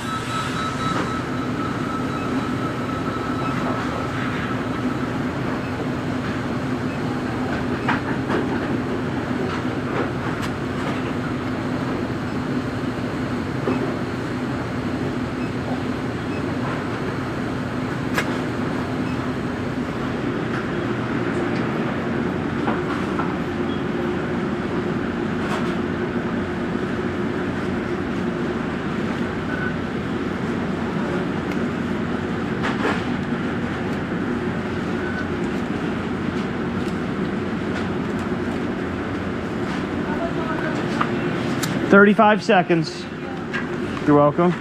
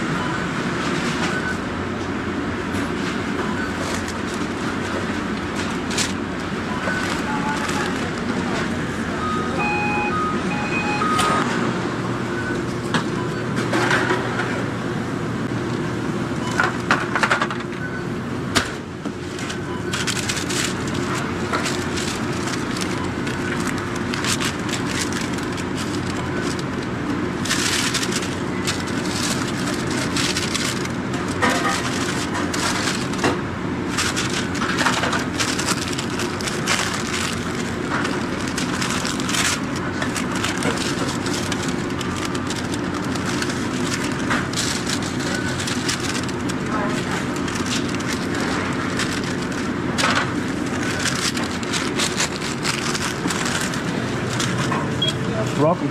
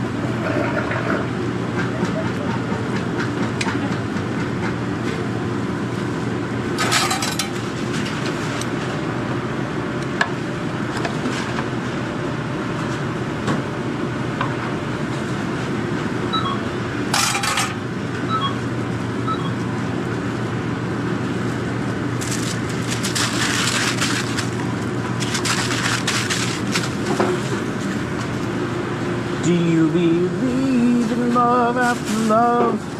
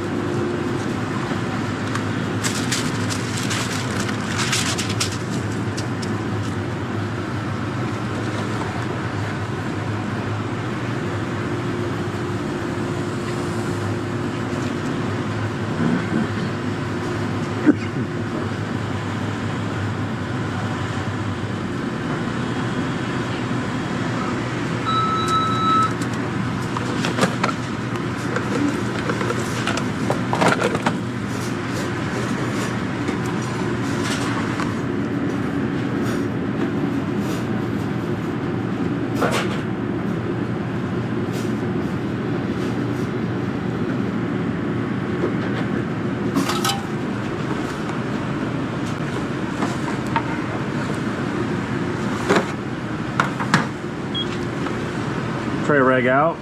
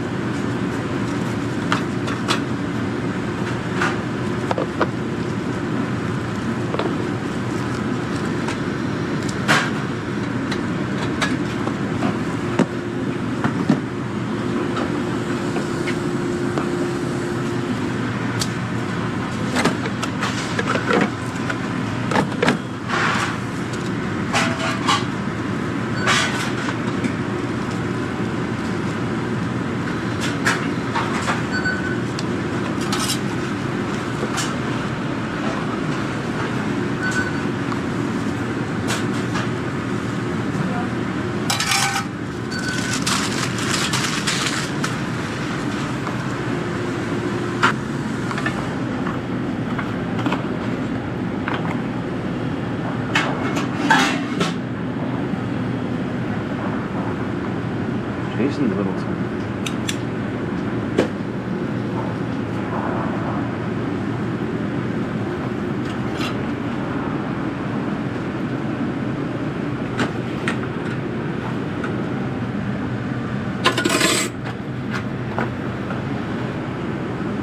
Let's go. 5 McChickens. Yeah, go ahead and put 3 down there, Braden.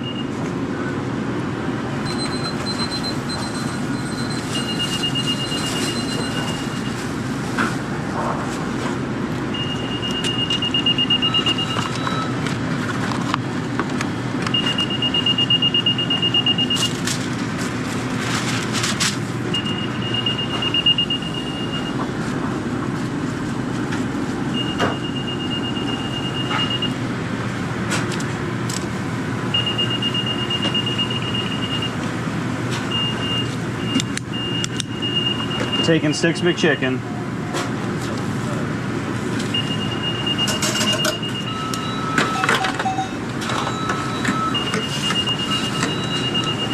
I'm gonna be down 1 McChicken.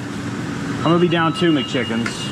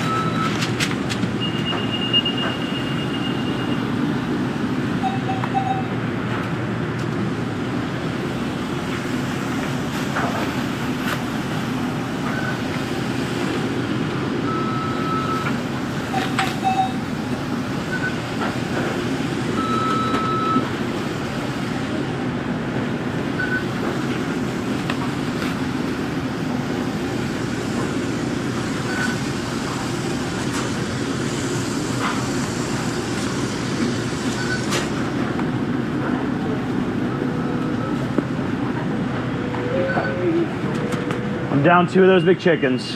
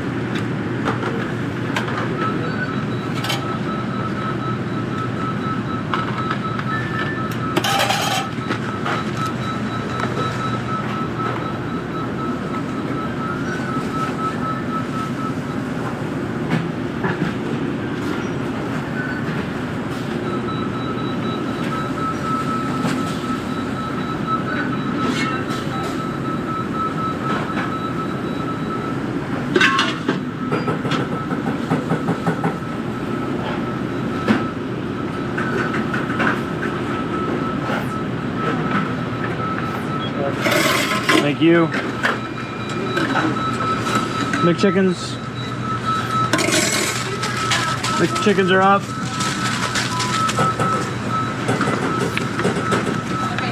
Yeah.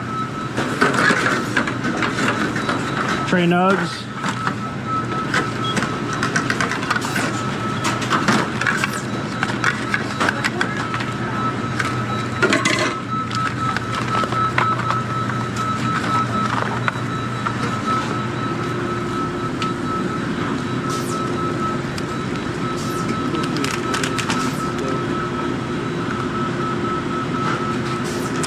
Huh?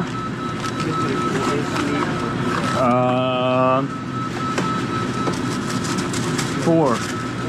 Yeah.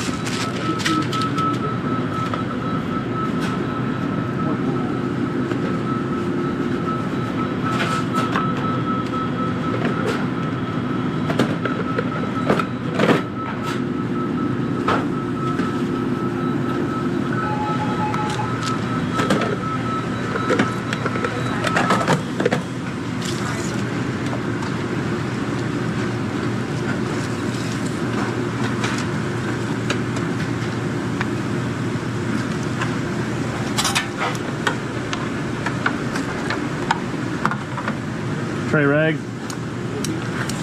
Yeah.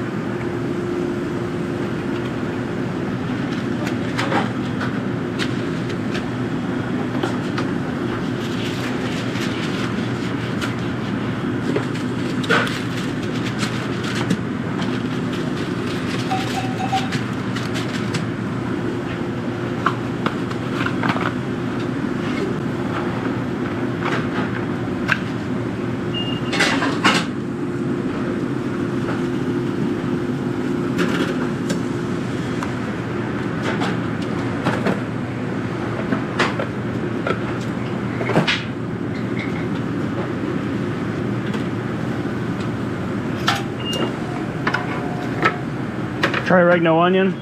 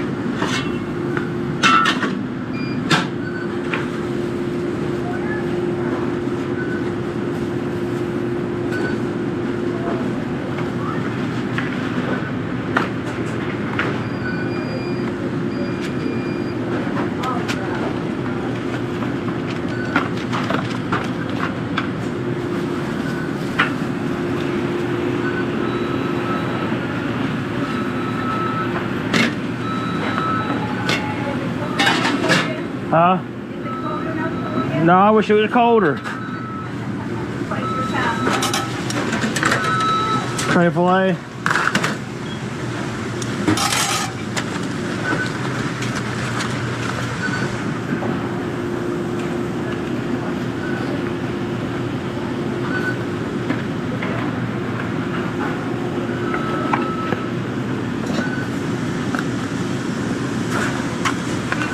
What's up? This lady for this corner changed it to only onions. Okay, Parker.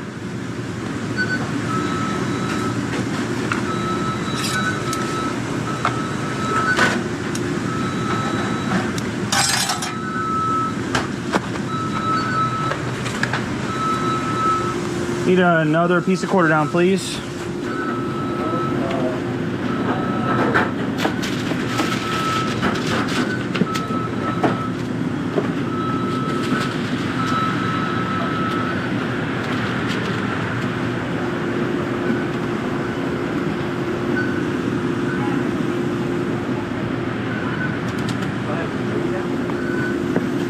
Huh?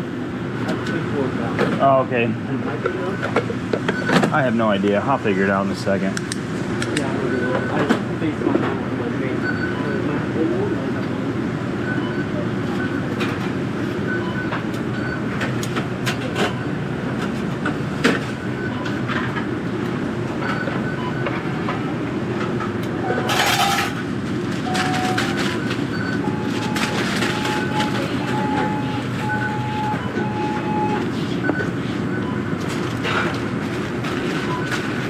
Well, then you can use that regular quarter for that Big Mac order.